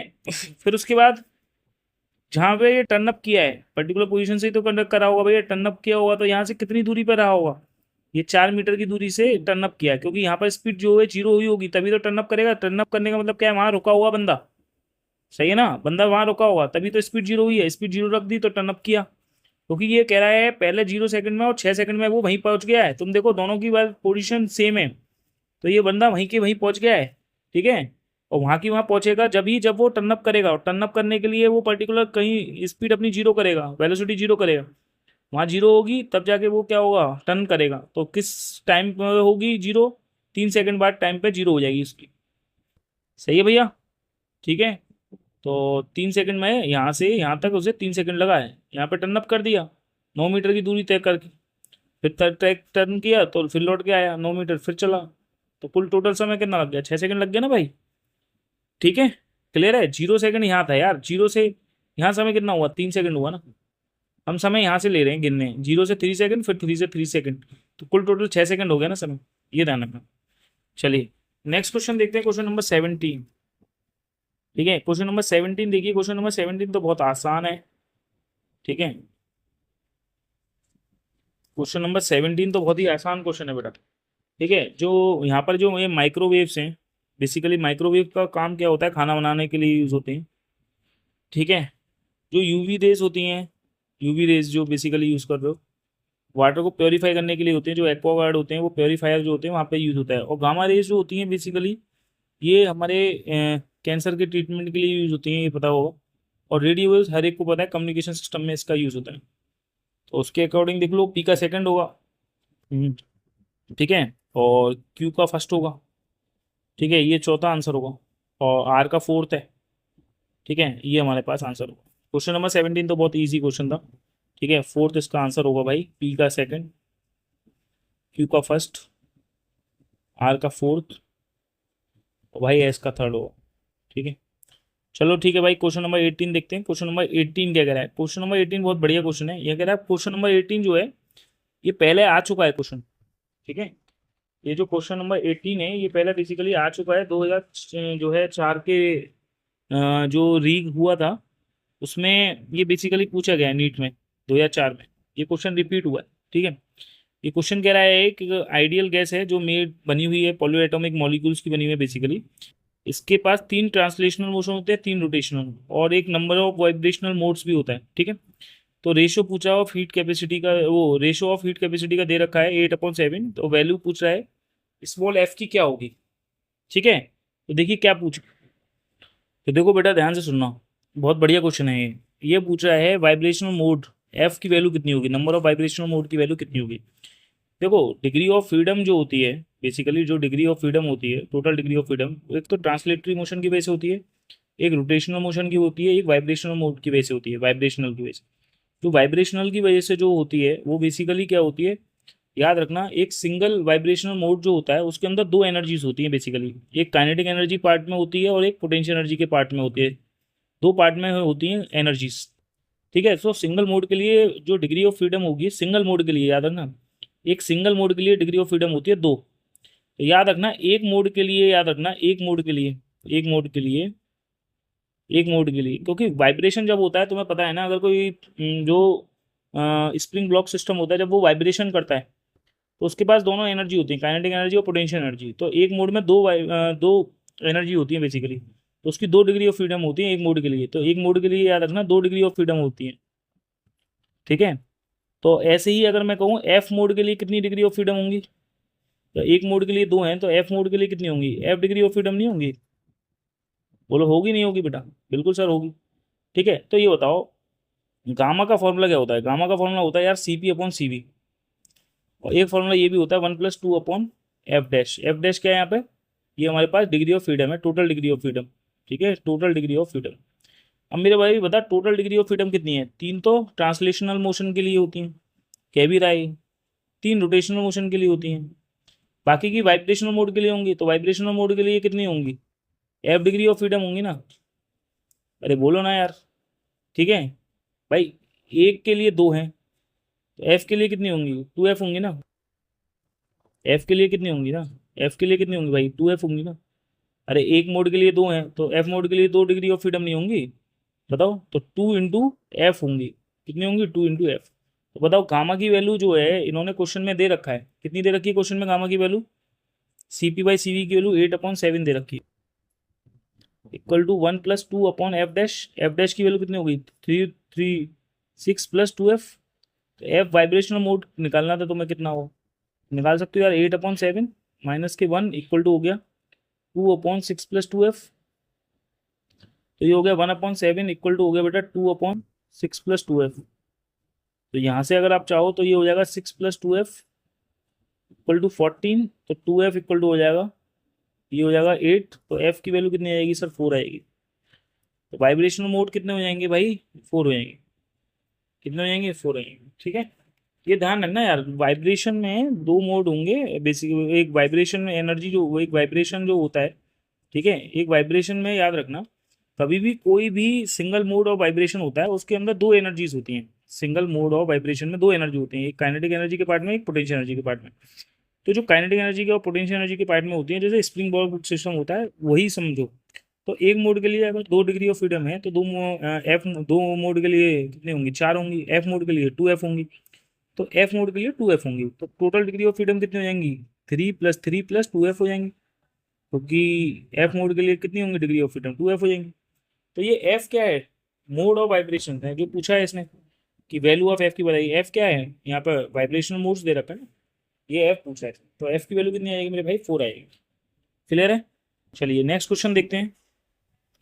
देखिए क्वेश्चन नंबर 19 जो बोल रहा है, बेसिकली क्वेश्चन नंबर 19 में क्या कहा है उसने, वो देखते हैं। देखिए क्या कह रहा है क्वेश्चन नंबर 19, एक यूनिट पॉजिटिव चार्ज है, ठीक है, एक स्लोली ले रहे हैं, स्लोली स्लोली मतलब स्लोली क्या होता है, स्लोली का मतलब ये है इसकी जो काइनेटिक एनर्जी है वो बेसिकली कितनी है, 0 है, स्लोली स्लोली मूव कर रहा है ना, तो स्पीड क्या होगी इसकी, बहुत ही कम होगी, तो इसकी ओवरऑल देखा जाए तो चेंजिंग काइनेटिक एनर्जी कितनी होगी, जनरली 0 ही होगी। ठीक है, क्या लेंगे हम चेंजिंग काइनेटिक एनर्जी स्लोली के लिए, स्लोली शब्द यूज किया है ना, जनरली कहते नहीं है लेकिन यहाँ कह रखा है, बहुत अच्छा है। स्लोली काइनेटिक एनर्जी के लिए क्या यूज करेंगे हम, 0 देखेंगे। यूनिट पॉजिटिव चार्ज दे रखा है तो चार्ज की वैल्यू क्या लेंगे यहाँ पे, बेसिकली बेटा 1 लेंगे, क्या लेंगे हम, 1 लेंगे।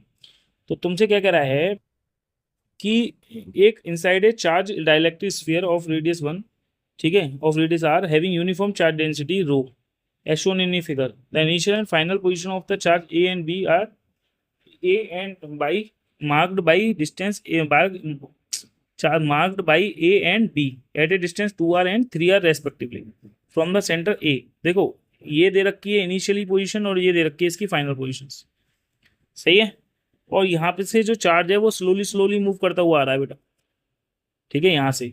और इसके अंदर क्या करा हुआ है, पूरे स्फीयर में चार्ज भरा हुआ है, पूरे स्फीयर में क्या भरा है, चार्ज भरा है। उसकी चार्ज डेंसिटी कितनी है बेटा, रो है, कोई दिक्कत नहीं। तो ये पॉइंट ए और पॉइंट बी तो इस वाले स्फीयर के लिए तो बाहर है ना, तो बाहर जब भी होता है तो पॉइंट चार्ज का फॉर्मूला लगता है, याद रखना। ठीक है, बेसिकली पूछ क्या रहा है तुमसे, टोटल वर्क डन पूछ रहा है। ठीक है, तो बच्चों देखो, टोटल वर्क डन जो होगा वो होगा जो इसकी काइनेटिक एनर्जी में चेंज है plus change in potential energy, यही तो होता है। अब चूंकि स्लोली मूव कर रहा है तो उसकी काइनेटिक एनर्जी में तो चेंज आएगा ही नहीं, तो वर्क डन रहा वो होगा change in potential energy. Change in potential energy क्या होगी, चेंज इन पोटेंशियल एनर्जी होगी charge into potential difference. Potential difference कितना होता है sir, final minus initial, final कितना है वीबी माइनस इनिशियल कितना है वीए होगा। सही है। अब ये बताओ सरफेस चार्ज, इसकी वॉल्यूम चार्ज डेंसिटी दे रखी है रो, रो इक्वल टू होता है चार्ज पर यूनिट वॉल्यूम। तो बेटा rho equal to charge per unit volume, volume कितना होगा इसका 4/3, 4/3 पाई इंटू आर क्यू होता है। बेटा क्यू की वैल्यू कितनी आएगी सर, क्यू की वैल्यू आ जाएगी रो इंटू 4/3 पाई आर क्यू, यही तो होगी, यही तो इसके अंदर जो चार्ज है वही की उसकी वैल्यू यही तो होगी बेटा। बिल्कुल सर। तो देखो ध्यान से, तो ये जो है फॉर्मूला याद रखो, जो चार्ज है वो बहुत ही स्लोली स्लोली मूव कर रहा है, और वो कौन सा चार्ज है, यूनिट चार्ज है। वीवी की वैल्यू कितनी होगी सर, के क्यू, के क्यू आप लेंगे के क्यू। ठीक है, इसकी वजह से निकाल लेना, इसकी की वजह से के क्यू। ठीक है, अपॉन बी तक की जो डिस्टेंस है वो कितनी है, 3 है, 3 ले लोगे भाई, माइनस वी ए के लिए क्या लिखोगे, के क्यू अपॉन यहाँ से ए तक की जो डिस्टेंस है कितनी लोगे, 2 लोगे भाई, तो 2 ले लोगे भाई, कितनी ले लोगे, 2 ले लोगे सब। ठीक है, तो बच्चों देखो के की वैल्यू के क्यू अपॉन आर तो कॉमन ही आ गया ना, देखो कितना हो गया ये 1/3 माइनस 1/2। देखो के की वैल्यू कितनी होती है सर, 1/4 पाई एप्सिलॉन नॉट। अच्छा क्यू की वैल्यू कितनी है, rho into 4/3 pi are q upon r बेटा है ये नीचे, तो ये कितना आ गया एल्शियम 6, तो ये हो गया 2 माइनस 3 हो गया। ठीक है, चलो सॉल्व कर लो से, 4 से तो 4 कैंसिल आउट ही हो गया भाई, और देखो पाई से पाई कैंसिल आउट हो गया, तो ये हो गया rho into are q upon के हो गया 3 एप्सिलॉन नॉट इंटू माइनस के 1/6 हो गया। ठीक है, तो ये वर्क डन आ गया।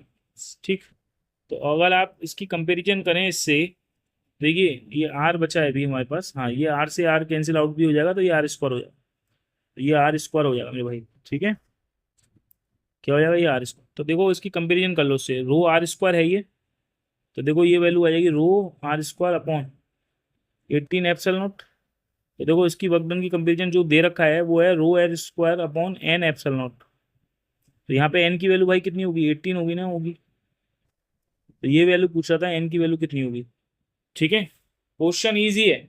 ठीक है, आपको पता है कि अगर कोई चार्ज होता है, पॉइंट चार्ज, इससे आर दूरी पर अगर कोई पॉइंट होता है तो इस पॉइंट पर पोटेंशियल की वैल्यू होती है के क्यू अपॉन आर ही तो होती है।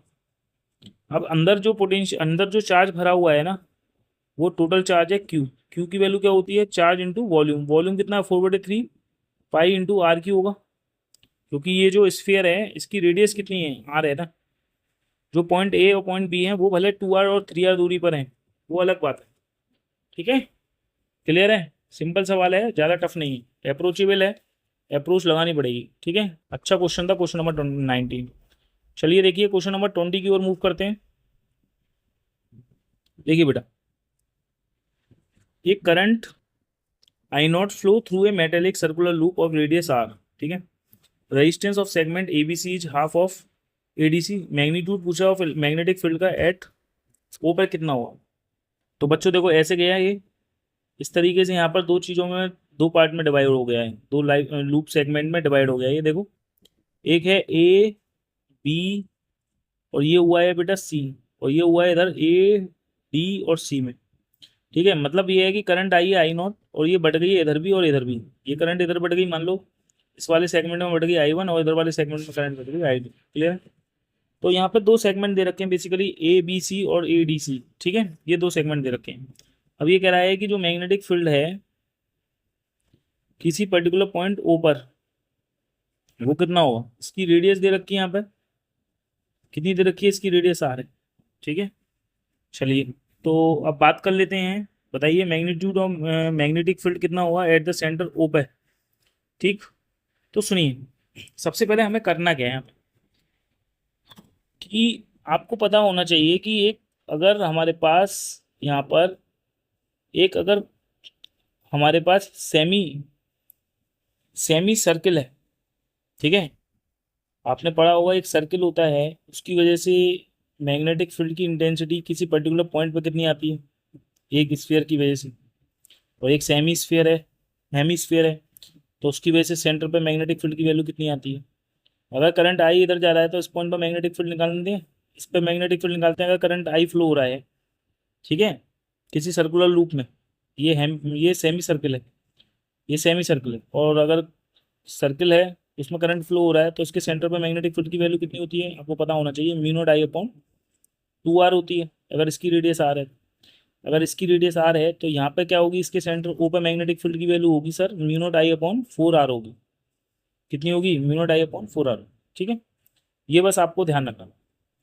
ठीक, चलिए, अब इसमें बस आपको ये है कि करंट की वैल्यू आपको वो जो है दोनों के लिए करंट की वैल्यू कितनी कितनी होगी ये आप मुझे बताइए। ये क्वेश्चन में कह रहा है कि resistance segment A B C का है ना, हाफ है एडीसी का। अगर मैं देखो, अगर मैं एडीसी का रेजिस्टेंस 2R ले लूँ तो बताओ एबीसी का रेजिस्टेंस उसका हाफ का मतलब कितना हुआ सर, आर होगा।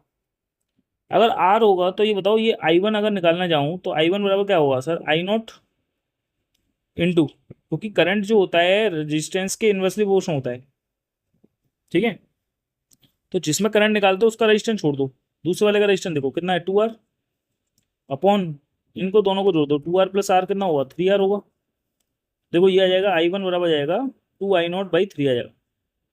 ऐसे करंट आई टू निकालने जाओगे तो आई टू बराबर लिखोगे आई नॉट इंटू, ये वाला जिसमें जो रजिस्टेंस इसका ब्रांच का है ना उसको छोड़ के दूसरी वाली ब्रांच का रजिस्टेंस लिख दिया करो, आर अपॉन कितना हो जाएगा, 3R। तो ये देखो आर से आर कट गया, ये कितना हो गया, I0/3। तो ये दो आपको मिल गए, एक तो मिल गया आई वन, एक मिल गया आपको आई टू, ये दो मिल गए। सही, अब बस, अब आपको कुछ नहीं करना, दोनों करंट जब आपको मिल ही चुकी हैं, आई वन और आई टू मिल चुकी हैं, तो अब आपको करना क्या है, सिंपल फॉर्मूला लगाना है और ये देखना है कि मैग्नेटिक फील्ड की डायरेक्शन किधर होगी। देखो इस वाले सेगमेंट के लिए जो मैग्नेटिक फील्ड की डायरेक्शन होगी इस पे, वो किधर होगी, बाहर की ओर होगी। और इस वाले सेगमेंट के लिए, आई टू वाले सेगमेंट के लिए, इस पर मैग्नेटिक फील्ड की डायरेक्शन होगी इधर, ये होगा मैग्नेटिक फील्ड V1, तो ये वाला मैग्नेटिक फील्ड होगा V2। तो नेट मैग्नेटिक फील्ड O पर कितना होगा, बड़े में से छोटा घटाना है तुम्हें, B1 - B2 होगा। क्यों सर, B1 क्यों ज़्यादा बड़ा होगा, तो देखो इंडिविजुअली B1 की वैल्यू बताओ कितनी होगी, B1 की वैल्यू होगी mu not I upon 4R, mu naught into I one, बोलोगे यहाँ पे mu naught into I one upon, ठीक है, 4 इंटू रेडियस कितनी है उसकी, आ रही है 4 × R होगी। आई वन की वैल्यू कितनी है बच्चे, आई वन की वैल्यू यहाँ पे निकाल लेके 2I0/3 है अपॉन 4R है। और देख B2 की वैल्यू जो निकाली है तूने, B2 की वैल्यू जो निकाली है, यहाँ निकाल दे रहा हूँ, B2 की वैल्यू जो निकाली है वो कितनी होगी sir, mu not into I two upon 4R। तो देखो mu not into I two की वैल्यू कितनी है सर, आई टू की वैल्यू I0/3 अपॉन 4R। तो यहाँ पे देखो, यहाँ I0 है, यहाँ 2I0 है, तो कौन सा मैग्नेटिक फील्ड ज़्यादा होगा, B1 ही तो ज़्यादा होगा। तो B1 की वैल्यू कितनी है sir, 2 times mu naught into I0 upon के 3 × 4 = 12R माइनस, लिख दूंगा mu naught into I0 upon के, ये भी हो जाएगी 12R। तो ये कितना आ जाएगा बेटा, ये आ जाएगा mu not into I0 upon के, आ जाएगा 12R।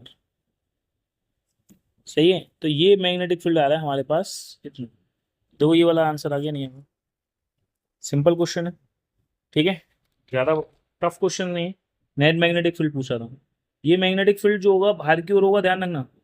ठीक है, करंट अगर हमारा ऐसे फ्लो हो रहा है तो मैग्नेटिक फील्ड से बाहर की ओर होगा, इधर वाले करंट से मैग्नेटिक फील्ड की डायरेक्शन किधर होगी, अंदर की ओर होगी। ठीक है, ये ध्यान रखना। चलिए क्वेश्चन नंबर 20 हो गया, चलिए नेक्स्ट क्वेश्चन की ओर मूव करते हैं। देखिए क्वेश्चन नंबर 21 क्या कह रहा है, क्वेश्चन नंबर 21 बोल रहा है कि एक बॉब है,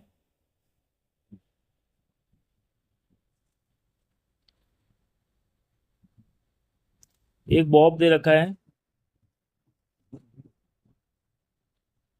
ठीक है, इसका मास भी m है, और जो पीछे से जो पार्टिकल है, ठीक है, ठीक, वो भी एम मास का ही है। देखो यहाँ पे कह रहा है एक बॉब है बी, एट रेस्ट पे है, hanging vertically from the ceiling mass, जिसकी लंबाई दे रखी है 10 मीटर।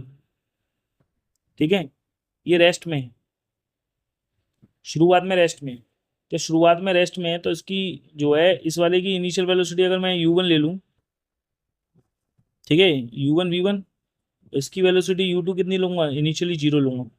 और ये इनिशियली u1 कितनी है इसकी, क्वेश्चन में गिवन है।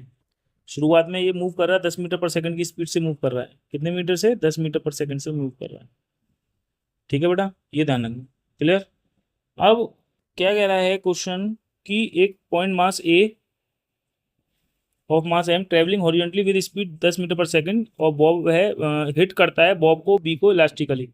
ठीक है, bob B rises H height after the collision, ये जी है, the size of ball H की वैल्यू पूछ रहा है। ठीक है, अब मेरे ये बताओ बच्चे, जब इसका भी मास एम है और इसका भी मास एम है, और बच्चों कोलिजन इलास्टिकली है, कोलिजन क्या है, इलास्टिकली।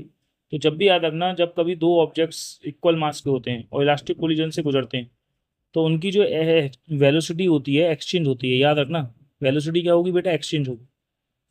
वेलोसिटी क्या होगी बेटा, एक्सचेंज होगी in elastic collision. Elastic collision में वेलोसिटी क्या होगी, एक्सचेंज होगी। सही है, क्या होगी, वेलोसिटी एक्सचेंज। तो क्या होगी, दे जनरली ये लिखते हैं v1 बराबर होगी सर u2, और v2 बराबर हो जाएगी u1। यही तो बोलते हो, यही तो वेलोसिटी एक्सचेंज होती है। ठीक है, अकॉर्डिंग टू द बुक। तो ये बताओ v1 कितनी होगी सर, 0 हो जाएगी फाइनली। जब हिट करेगा ए वाली वेलोसिटी, जब हिट करेगी यहाँ पे, या यहाँ पे हिट करेगी, तो यहाँ पे इसकी वेलोसिटी क्या हो जाएगी, 0 हो जाएगी। ठीक है, और जो v2 होगी, जो फाइनल वेलोसिटी बनेगी सर, वो कितनी हो जाएगी बताओ, u1 के बराबर हो जाएगी, 10 मीटर पर सेकंड हो जाएगी। मतलब क्या है, इसने अपनी वेलोसिटी इसको दे दी। जब इसको दे दी तो सेकंड केस में क्या होगा, देखो ध्यान से सुनो। हिटिंग करने पे, जब ये हिट करेगा इस पे, तो ये 10 मीटर की वेलोसिटी ऑक्यूपाई कर, एक्वायर कर लेगा।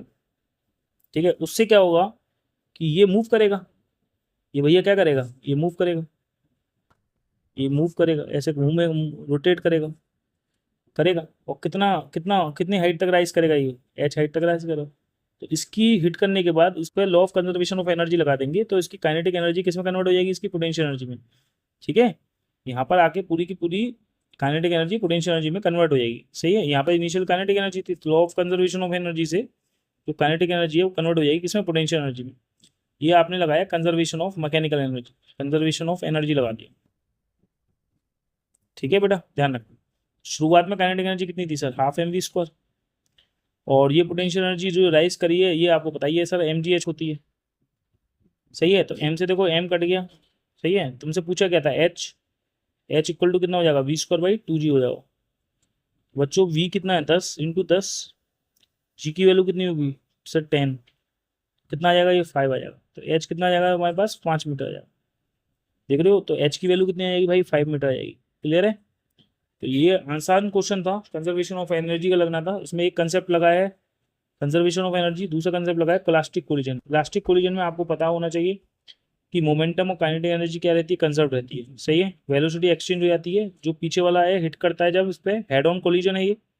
कौन सा कोलिजन है ये, हेड ऑन कोलिजन है, वन डायमेंशनल कोलिजन है। ठीक है, हेड ऑन कोलिजन है। और हेड ऑन कोलिजन में याद रखना वेलोसिटी बेसिकली क्या हो जाती है, एक्सचेंज हो जाती है। ये अपनी वेलोसिटी इसको दे देता है इस फॉर्मूले से, ध्यान रखना। ठीक है, क्लियर है। इस तरीके के जो सॉल्यूशन मैं तुम्हारे को बता रहा हूँ, पूरे यूट्यूब पे आपको कहीं देखने को नहीं मिलेंगे, ये मेरा आपको बात है। इस तरीके का ये आपको एक्सप्लेनेशन मैंने दिया है। ठीक है, क्वेश्चंस को करिए, मेरे साथ जुड़े रहिए, कहीं कोई प्रॉब्लम नहीं आएगी, ये मेरा आपसे प्रॉमिस है। चलिए देखिए, नेक्स्ट क्वेश्चन नंबर 22 देखते हैं। देखिए बेटा, क्वेश्चन नंबर 22 पढ़िए। कह रहा है क्वेश्चन नंबर 22 कि जो है इलेक्ट्रोमैग्नेटिक वेव्स है वो ट्रेवल कर रही है। देखिए थोड़ा सा डार्क से, हाँ, इलेक्ट्रोमैग्नेटिक वेव है जो ट्रेवल कर रही है डाइलेक्ट्रिक मीडियम में, विद डाइलेक्ट्रिक कांस्टेंट है 9। इलेक्ट्रिक फील्ड की वैल्यू दे रखी है ई एक्स इक्वल टू, यहाँ आप इलेक्ट्रिक फील्ड की वैल्यू देख सकते हैं कितनी दे रखी है, ई नॉट साइन के जेड -2 पाई इंटू 10⁻⁶ दे रखा है, वोल्ट पर मीटर दे रखा है मेरे भाई। सही है, और ई नॉट क्या है, एम्पलीट्यूड है, और के क्या है, वेव वेक्टर है। Among the following incorrect option कौन सा होगा, पहले तो ये बताना है। तो पहले तो ये बताओ यहाँ पर जो के इसकी जो डायरेक्शन है, देखो यहाँ पे के जेड और ओमेगा टी, ये ओमेगा है, ठीक है ना, इन दोनों की डायरेक्शन एक दूसरे के अपोजिट है, तो वेव जो ट्रेवल करेगी वो प्लस जेड डायरेक्शन में करेगी। तो ये देखो वेव डायरेक्शन में ट्रेवल कर रही है प्लस जेड डायरेक्शन में, तो ये तो करेक्ट हो गया, सही है। अब कह रहा है कि क्या इस वेव की जो स्पीड होगी वो 10 क्या 8 मीटर पर सेकंड होगी। भैया देखो वेव की स्पीड जो होती है, वेव की स्पीड जो होगी, वेलोसिटी ऑफ वेव की जो होगी, याद रखना, ठीक है, वेलोसिटी ऑफ वेव की क्या होती है, क्या होती है आपको पता होना चाहिए, c upon root mu r into x l n r होती है, यही होती है। ये होता है रिफ्रैक्टिव इंडेक्स, क्या कहलाता है बेटा, ये रिफ्रैक्टिव इंडेक्स भी कहलाता है, इसे हम सी अपॉन एन से भी नोट कर लेते हैं, कोई प्रॉब्लम नहीं। ये क्या है, रिफ्रैक्टिव इंडेक्स, ठीक है। सीधे लगा लेंगे, सी की वैल्यू तो होती है 3 × 10⁸, ठीक है। म्यू आर जो होता है ये रिलेटिव परमेबिलिटी होती है, अगर कोई मटेरियल नहीं दे रखा है कोई भी अगर, तो हम ये मानते हैं ये नॉन मैग्नेटिक मटेरियल है। फॉर नॉन मैग्नेटिक मटेरियल के लिए, नॉन मैग्नेटिक मटेरियल के लिए हम ये मान लेते हैं कि जो म्यू आर की वैल्यू होती है वो बेसिकली क्या होगी बेटा, 1 होगी, क्या होगी, 1 होती है, तो यहाँ 1 लिख देंगे। और एप्सिलॉन आर की वैल्यू कितनी दे रखी है, 9 दे रखी है भाई, कितना हो गया ये, 3 × 10⁸ हो गया, 3 से 3 कट गया, तो 10⁸मीटर पर सेकंड आ रही है, बिल्कुल आ रही है सर, सही है। थर्ड पार्ट में क्या पूछा है इसने, वेवलेंथ पूछी है इलेक्ट्रोमैग्नेटिक वेव की क्या होगी, ठीक है। बच्चों देखो वेवलेंथ निकालने के लिए आपको सिंपल, आपको पता है ओमेगा की वैल्यू क्वेश्चन में गिवन थी, कितनी थी, 2 पाई × 10⁶, यही तो दे रखी है ओमेगा, ठीक है। ओमेगा होता क्या है वैसे, ओमेगा होता है 2 पाई एफ, यही तो होता है। तो देखो बेटा पाई से पाई कट गया, 2 से 2 कट गया, तो फ्रीक्वेंसी कितनी आ गई तुम्हारे पास, 10⁶ आ गई, आ गई नहीं आ गई। अब आपको पता है कि वेलोसिटी बराबर क्या होती है, वेलोसिटी बराबर होती है लैम्डा इंटू एफ, यही होती है। तो जो वेलोसिटी की वैल्यू दे रखी थी वो आपने जो निकाली थी वो 10⁸ निकाली थी, लैम्डा निकालना है, एफ की वैल्यू कितनी है, 10⁶ है, तो लैम्डा कितना आ जाएगा यार, 100 आ जाएगा, कितना आ जाएगा, 100 मीटर आ जाएगा, यहाँ आ रहा है 300 मीटर, तो ये तो इनकरेक्ट हो गया ना, क्या हो गया ये, इनकरेक्ट हो गया, क्या हो गया ये, इनकरेक्ट हो गया, ठीक है। और देखो ये भी ना, यहाँ पर ये चीज़ थोड़ी सी मिस्टेक की हुई है, वैसे ये सही होना चाहिए तभी तो एक ही ऑप्शन होगा, या जाहिर सी बात है। यहाँ पर क्या होता है ना, ये फॉर्मूला होता है ई बी वी, ठीक है, तो बी इक्वल टू होता है ना, B Y equal to B naught होता है, तो यहाँ पर जो है ना बी नॉट की जगह ई नॉट अपॉन वी आएगा, देखो ई नॉट अपॉन वी आएगा, भाई बी बराबर बी नॉट इंटू साइन के जेड माइनस के 2 पाई × 10⁶ टी होगा। इस बी नॉट की जगह हम क्या लिख सकते हैं बेटा, ई नॉट बाई वी लिख सकते हैं, ठीक है। तो यहाँ पे ई नॉट बाई वी आना चाहिए, ध्यान रखना, क्योंकि ई नॉट बराबर होता है बी नॉट इंटू वी, इसे हम याद करते हैं ई बी वी, इससे ई बी वी से, ध्यान रखना, ठीक है। तो ये यहाँ पे ई नॉट बाई वी होना चाहिए, नहीं है तो कोई बात नहीं, ये थोड़ा सा सिली मिस्टेक है, वैसे इनकरेक्ट ऑप्शन ये हो, ठीक है, ध्यान रखना है, होने को तो ये भी इनकरेक्ट ही है, ठीक है। चलिए कोई बात नहीं, क्वेश्चन नंबर 23 देखते हैं क्या कह रहा है। देखिए क्वेश्चन नंबर 23 क्या कह रहा है, क्वेश्चन नंबर 23 कह रहा है एक पार्टिकल है जिसका मास m है, जो मूव कर रहा है along the horizontal x axis, x 0 से l तक की मूव कर रहा है, ठीक है। कोफिशिएंट ऑफ फ्रिक्शन दे रखा है जो वेरी कर रहा है x के साथ, देखो कोफिशिएंट ऑफ फ्रिक्शन की वैल्यू दे रखी है, कितनी वेरी कर रही है, mu naught minus k alpha into x very कर रही है, जब म्यू नॉट और अल्फा क्या है, कॉन्स्टेंट्स हैं, ठीक है। इसकी वैल्यू किसी पर्टिकुलर लेंथ पर, म्यू के की वैल्यू कितनी है, 0 है, म्यू के की वैल्यू क्या है एक पर्टिकुलर लेंथ पे एट एल पर, ठीक है, कितनी है वैल्यू, 0 है, ठीक है, म्यू के की वैल्यू। टोटल वर्क डन पूछा है भाई, फ्रिक्शनल फोर्स की वजह से टोटल वर्क डन कितना होगा, ठीक है, इसमें वैल्यू ऑफ एन की पूछा है। देखो सबसे पहले मुझे बताओ स्मॉल वर्क डन कितना होगा, स्मॉल वर्क डन का फॉर्मूला तुम जानते हो सर, देखो कोई भी अगर बॉडी है, ठीक है, कोई बॉडी रखी हुई है यहाँ पर, ठीक है, तो ये बॉडी एक पर्टिकुलर पोजीशन से x इक्वल टू 0 से कहाँ तक मूव कर रही है, x इक्वल टू एल तक मूव कर रही है, तो ये कह भी रहा है ना एक पार्टिकल है ऑफ मास m का, वो हॉरिजॉन्टली एक्स एक्सिस पे मूव करता है 0 से l तक, ठीक है। तो ये बताओ ये भी ये यहाँ पे रखी है, तो इसका एक वेट लगेगा mg, इस पर नॉर्मल रिएक्शन लगेगी ऊपर की ओर, जो नॉर्मल रिएक्शन होती है वेट के बराबर mg के बराबर, सही है। ये जाना चाहती है, देखो इधर मूव करना चाहती है ये इधर, ठीक है, इधर डिस्प्लेसमेंट करना चाहती है, लेकिन इस पर फ्रिक्शनल फोर्स किधर लगता है, काइनेटिक फ्रिक्शन लगता है इधर, लगता है, बोलो लगेगा ना। तो वक्र डन कितना होगा, तो वक्र डन जो होगा माइनस लगा देंगे, फोर्स इंटू डिस्प्लेसमेंट होगा, फोर्स इंटू डिस्प्लेसमेंट। डिस्प्लेसमेंट मैं पहले ले लेता हूँ, उसका डिस्प्लेसमेंट कितना है, dx, कितना है dx। ठीक है भाई, तो देखो स्मॉल वर्क डन कितना आ गया, ये फोर्स, फोर्स की वैल्यू कितनी होती है, फ्रिक्शन की वैल्यू कितनी है, म्यू के इंटू एन होती है, इंटू डी एक्स हो जाएगी। तो यहाँ पर देखो भैया माइनस म्यू के की वैल्यू कितनी दे रखी है, सर ये दे रखी है कितनी, mu not minus alpha into X. Normal जो है एन की वैल्यू कितनी हो जाएगी sir, M G into D X हो जाएगी, ध्यान रखना। ठीक, अब मुझे बताओ बच्चों, यहाँ पर जो है टोटल वर्क डन चाहिए तुम्हें, तो टोटल वर्क डन निकालने के लिए क्या करेंगे, इंटीग्रेशन कर देंगे। तो ये हो जाएगा mu not minus k alpha into x into m into g into D x. और जो एक्स वेरिएबल है वो कहाँ से कहाँ तक वेरी कर रहा है, एक्स की वैल्यू 0 से एल तक वेरी कर रही है। सही है। देखो बच्चों टोटल वर्क डन कितना आ जाएगा, देखो माइनस एम जी कॉमन ले लिए, ठीक है, एम जी बाहर ले लेंगे, कॉन्स्टेंट है ये। इंटीग्रेशन आ जाएगा देखो mu not into D x, value very करेगी 0 से एल, माइनस एल्फा कॉन्स्टेंट है बाहर ले लेंगे 0 से एल, और ये लिख देंगे बेटा X into D X, X into D X, ये हमारे पास आ जाएगा। ठीक है, ये negative sign work done by friction की वजह से, ध्यान रखना। इसको आ जाओ हटा भी सकते हो, मैग्नीट्यूड ले रहे हो ना वही ले लो, क्योंकि तुम्हें यहाँ पर वर्क डन की वैल्यू यहाँ पर जो मैग्नीट्यूड है वो दे रखा है, इसलिए माइनस हटा दो, कोई दिक्कत नहीं, कंफ्यूज मत होना। ठीक है, ये म्यू नोट बाहर ले लेंगे, इसका इंटीग्रेशन करेंगे, एक्स आ जाएगा, लिमिट लगा देंगे 0 से एल, माइनस एल्फा इंटू इसका इंटीग्रेशन कर दीजिए, एक्स स्क्वायर अपॉन 2 आ जाएगा, लिमिट लगा देंगे 0 से एल। सही है मेरे भाई। तो देखो यार क्या आ जाएगा, एम इंटू जी, तो ये होगा म्यू नॉट एक्स की वैल्यू एल माइनस 0 हो जाएगा, माइनस एल्फा अपॉन 2, ये हो जाएगी एल स्क्वायर माइनस 0 है स्क्वायर। सही है। तो बच्चों देखो कितना आ जाएगा आंसर, ये हो जाएगा एम जी, ये हो जाएगा mu not into L minus के एल्फा एल स्क्वायर अपॉन 2 आ जाएगा। सही है बेटा, सॉल्व कर लो उसको। देखो एल्फा की वैल्यू जो है ना, अब यहाँ पर देखो ध्यान से सुनो, यहाँ पर at X equal to L पर म्यू के की वैल्यू 0 है। देखो यहाँ पर ध्यान से सुनो, यहाँ पर ही देख लो, यहाँ पर कह भी रहा है म्यू के की वैल्यू 0 है at X equal to L पर, एक्स इक्वल टू एल पर म्यू के की वैल्यू 0 है। यहाँ पुट कर दो 0 इक्वल टू कितना हो जाएगा, mu not minus alpha into l. तो एल्फा की वैल्यू कितनी आएगी, एल्फा इंटू एल बराबर आ जाएगा म्यू नॉट। तो यहाँ पे एल्फा की वैल्यू कितनी आएगी भाई, म्यू नॉट बाई एल आ जाएगी, कितनी आएगी, म्यू नॉट बाई एल आ जाएगी। तो एल्फा की वैल्यू यहाँ पे रख दो, mu naught by L, alpha की वैल्यू यहाँ पे रख दो म्यू नॉट बाई एल।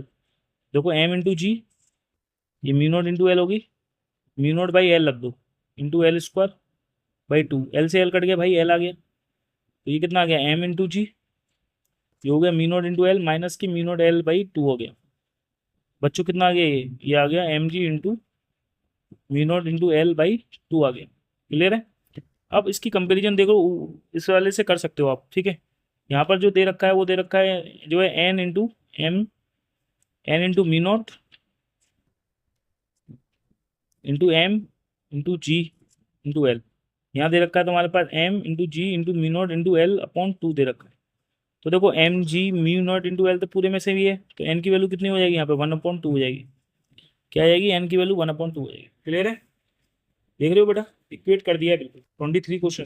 ठीक है, क्वेश्चंस में देखो ये वाला क्वेश्चन मैं मान सकता हूँ थोड़ा सा जो है कंसेप्चुअल क्वेश्चन है। यहाँ पर जो कोफिशिएंट ऑफ फ्रिक्शन है वो वेरिएबल है। ठीक है, ये मैं मान सकता हूँ कि मेंस और जी एडवांस का क्वेश्चन है ये। ठीक है, अच्छा क्वेश्चन है बेटा। ठीक है, ठीक, नेक्स्ट क्वेश्चन देखते हैं। देखिए क्वेश्चन नंबर 24 देखते हैं। इसमें थोड़ा सा जो है फिगर अच्छे से नहीं बना है। ठीक है, वो फिगर बना के फिगर देख लेते हैं हम। बेसिकली क्या कह रहा है वो कि देखते हैं। आप 7 का वेट करूंगा। देखिए ये कह रहा है क्वेश्चन, कंसीडर 3 मीडिया है पी क्यू और R with refractive indexes 1.25 1.5। Medium Q having thickness 5 centimetre is place extended wall extended media P and R as shown in figure. देखो फिगर में शो किया गया है, थोड़ा सा फिगर तुम्हारे वो ब्लर दिखाई दे रही है। ठीक है, तो बेसिकली ऐसे हैं ये 3 मीडियम है। ठीक है, पहले मीडियम का रिफ्रैक्टिव इंडेक्स दे रखा है 1, दूसरे मीडियम का रिफ्रैक्टिव इंडेक्स बच्चे दे रखा है कितना 1.25, और थर्ड मीडियम का रिफ्रैक्टिव इंडेक्स कितना दे रखा है 1.5 दे रखा है। ठीक है, एक ऑब्जेक्ट जो है वो रखा हुआ है मीडियम क्यू के सेंटर पे। तो मीडियम क्यू का सेंटर ये हो गया, ये लिख दिए मीडियम क्यू का सेंटर है, ये सेंटर मान लो ये ओ है। ठीक है, ये कह रहा है if viewed from P, near the normal direction. कोई बंदा इस मीडियम पी से देख रहा है, ये पी है मीडियम, ये क्यू है और ये आर है। तो कोई बंदा यहाँ खड़ा हुआ है और यहाँ से जो है बेसिकली इस मीडियम को देख रहा है, ठीक है, यहाँ पे खड़ा हुआ है और जो है व्यू कर रहा है, ठीक है। किसी ऑब्जेक्ट से रेज निकल रही होंगी ऑब्वियसली, देखो यहाँ से दिख रहा है, ठीक है, यहाँ से रेज निकल रही होंगी, ऐसे जाएंगी नॉर्मली, इसकी आइज पे पड़ेंगी, क्लियर है। तो कह रहा है कि जो है एपरेंट डेप्थ इसकी h1 है। कितनी है एपरेंट डेप्थ? h1। देखो बेटा ये डेप्थ दे रखी है, ठीक है, ये सेंटर है, पूरी ये जो डिस्टेंस दे रखी थी ये कितनी दे रखी थी? 5 सेंटीमीटर। कितनी दे रखी थी? 5। तो ये कितनी हो गई सर? 2.5। और ये भी कितनी हो गई? 2.5। हो गई या नहीं हो गई? तो कह रहा है कि जब वो इससे देखता है, इस मीडियम में से पी से, तो उसकी एपरेंट डेप्थ कितनी मिलती है? h1। और जब वो देखता है, ऑब्जर्व करता है मीडियम आर से, बच्चों जब यहाँ से मीडियम से ऑब्जर्व करेगा ना, ये देखो इस ऑब्जेक्ट से रेज यहाँ निकलेंगी इस डायरेक्शन में, तुम देख रहे हो यार कि यहाँ से रेज यहाँ से यहाँ जा रही हैं, देखो इधर जा रही हैं, देखना ध्यान से, और यहाँ से जा रही हैं इधर, इधर जा रही हैं इस ऑब्जर्वर के लिए, इस ऑब्जर्वर के लिए ये एक ऑब्जर्वर है, और यहाँ एक मीडियम इधर एक ऑब्जर्वर रखा हुआ है। जब वो यहाँ से ऑब्जर्व करता है तो उसकी एपरेंट डेप्थ h1 मिलती है, और यहाँ से ऑब्जर्व कर रहा है तो एपरेंट डेप्थ h2 मिल रही है। तो उसका रेश इसका डिफरेंस पूछा है, एपरेंट डेप्थ का डिफरेंस कितना हुआ। तो सबसे पहले एपरेंट डेप्थ कैसे निकालते हैं? तो पहले सुनो, इसके लिए पहले एक कंसेप्ट समझ लो कि जिससे कि आपके माइंड में वो पिक्चर क्लियर रहने वाली है। देखो यहाँ पर कोई ऑब्जेक्ट रखा हुआ था, मान लो कोई कॉइन रखा हुआ था यहाँ पे, जैसे ही तुमने यहाँ पे पानी डाला तो इसकी कुछ ना कुछ कॉइन जो है ऊपर तुम्हें दिखता है, थोड़ा सा उठता हुआ उठा हुआ ही दिखता है, दिखता है ना, ये इसकी रियल डेप्थ होती है, यही तो होती है रियल डेप्थ। जी सर। तो आपने क्या बनाया था सर? एक रेज तो नॉर्मल बनाई थी, और अगर इसका मैं इमेज बना रहा हूँ, इमेज बनाने के लिए 2 रेज चाहिए होती है कम से कम, ठीक है। तो एक रेज ऐसे चली गई, डेंसर से रेयर में जाएगी तो बेंड हो जाएगी अवे फ्रॉम द नॉर्मल। तो जब मैं इसको पीछे लेके जाऊंगा तो ये कहाँ मिलेगी सर? यहाँ मिलेगी ना, इसकी फाइनल इमेज यहाँ मिलेगी ना। तो बच्चों ये इसकी जो होगी, ये इसकी एपरेंट डेप्थ होगी नहीं। तो फॉर्मूला क्या होता है? जो है फॉर्मूला निकालने के लिए होता है real depth upon apparent depth, ठीक है। और तुम्हें चाहिए एपरेंट डेप्थ, और एपरेंट डेप्थ बराबर क्या होगी sir? Real depth upon mu होगी। ये म्यू क्या है? ये ध्यान रखो, ये म्यू क्या है? ये म्यू है मीडियम का, ये म्यू है मीडियम का। जिस मीडियम से रेस जा रही है दूसरे मीडियम में, मान लो कोई ऑब्जर्वर यहाँ है, तो रिफ्रैक्टिव इंडेक्स इसका लेना ना, मैं इसका लेना है, इसका रिफ्रैक्टिव इंडेक्स क्या है? इसका म्यू है। और इसका क्या होता है रिफ्रैक्टिव इंडेक्स? एयर के लिए तो बनी होता है यार, ये तो पता ही होगा। चलो ठीक है, अब यही चीज याद रखनी है, यहाँ से जिस ऑब्जेक्ट से रेस जा रही है उसका रिफ्रैक्टिव इंडेक्स लिखा जाएगा यहाँ पर, ठीक है। देखो ऐसे कह सकते हो, उसका रिफ्रैक्टिव इंडेक्स लिखा जाएगा पहले यहाँ पर। मान लो इसका रिफ्रैक्टिव इंडेक्स है 1.25, तो यहाँ लिखोगे 1.25 जिस मीडियम से जाएगी, और जिस मीडियम में जा रही है, पहुंच रही है, उसका रिफ्रैक्टिव इंडेक्स कितना है? अपॉन में लिखना है 1, ऐसे करना है, ध्यान रखना। तो अब इसी बेसिक कंसेप्ट के बेसिस पे चलना है, ठीक है, क्योंकि म्यू रिफ्रैक्टिव इंडेक्स लिखना है मीडियम का। तो याद रखना, जिस मीडियम से जिस मीडियम में जा रही है पहले उसका लिखेंगे, और जिस मीडियम में पहुंच रही है उसके बाद में लिखेंगे, तो अपॉन में लिखेंगे 1। यही अप्रोच के साथ इस क्वेश्चन को निकालना है, ठीक है। तो पहले निकालते हैं इस ऑब्जर्वर के लिए, पहले वाले के लिए। तो मुझे बताओ पहले वाले के लिए एपरेंट डेप्थ कितनी दे रखी है? h1। ये इसका कंसेप्ट हो गया, ठीक है ना, ये पूरा कंसेप्ट हो गया। अब हम क्वेश्चन पे आते हैं। तो पहले वाले के लिए h1 है, रियल डेप्थ कितनी होगी? h रियल कितनी होगी पहले वाले के लिए? इस वाले के लिए h रियल है, ये यहाँ से यहाँ तक की h रियल है, कितनी है वो? 2.5 सेंटीमीटर है, सही है। अपॉन रिफ्रैक्टिव इंडेक्स कितना होगा? यही बताया ना, एपरेंट डेप्थ का फॉर्मूला बताया नहीं अभी बताया। एपरेंट डेप्थ का फॉर्मूला क्या होता है? रियल डेप्थ अपॉन म्यू, सही है, अपॉन म्यू। म्यू क्या लिखोगे? इस मीडियम से इस मीडियम में जा रही है, तो इसका मीडियम का पहले रिफ्रैक्टिव इंडेक्स लिखना है 1.25, और जिसमें पहुंच रही है वो 1 बाद में लिखना है। समझ में आ गया? तो सर कितना आ गया ये? h1। तो h1 बराबर आ गया, देखो बेटा 2.5 अपॉन 1.25, ठीक है। देखो यार यहाँ से देखिए, सॉल्व कर लीजिए इसे। यहाँ 2 जीरो लगा दिए, यहाँ 1 जीरो लगा दिए, 25 5 125, और ये हो गया आपके पास 0 से 0 5 दूनी 10। तो h1 की वैल्यू कितनी आ गई मेरे भाई? 2 मीटर आ गई। अब ऐसे ही h2 निकालना है मेरे भाई। h2 के लिए देखो, यहाँ से देखो, जब यहाँ से रेस जाएगी यूँ, तो उसके लिए रियल डेप्थ कितनी है? 2.5, कितनी है? 2.5 अपॉन रिफ्रैक्टिव इंडेक्स, देखो यहाँ से यहाँ जा रही है, इस मीडियम से इस मीडियम में आ रही है, तो 1.25 पहले लिखेंगे, 1.5 बाद में लिखेंगे। याद रखना 1.25 पहले 1.5 बाद में लिखेंगे, ये कंसेप्ट है, ध्यान रखना। इसको ऊपर ले आओ, 2.5 इंटू 1.5 अपॉन क्या लिखेंगे, 1.25 लिखेंगे। ठीक है, समझ में आ गया। सॉल्व कर लीजिए इसे, देखिए पॉइंट हटा दीजिए, यहाँ 10 लगा दिए, यहाँ पॉइंट हटा दिए, यहाँ 0 लगा दिए। ठीक है, एक 0 लगा दिए यहाँ पर। ठीक, इसका पॉइंट हटा दिए, यहाँ 2 0 लगा दिए भाई। 2 0 से देखो 2 0 कट गए। ये देखो 25 पंजे कितने हो गए, 125, 5 से ही कट गया, 5 3 15। तो S2 की वैल्यू कितनी आ गई, 3 आ गई। तो बेटा अब देखो इसका क्या पूछा है इसने, डिफरेंस पूछा है एपरेंट डेप्थ का। देखो एपरेंट डेप्थ का डिफरेंस कितना हुआ, H1 माइनस H2। H1 की वैल्यू कितनी है सर 2, H2 की वैल्यू कितनी है 3, 2 माइनस 3 कितना हो गया, तो -1, और मॉड लगा देते हैं, -1 क्या हो जाता है, +1 हो जाता है। तो आंसर कितना आएगा इसका, +1 आएगा। ठीक है, तो आई होप क्वेश्चन समझ में आए होंगे। ठीक है, अब नेक्स्ट क्वेश्चंस हैं, ठीक है, वो अब हम देखते हैं, क्वेश्चन नंबर 25 नेक्स्ट वीडियोज़ में देखते हैं। ठीक है, थैंक यू।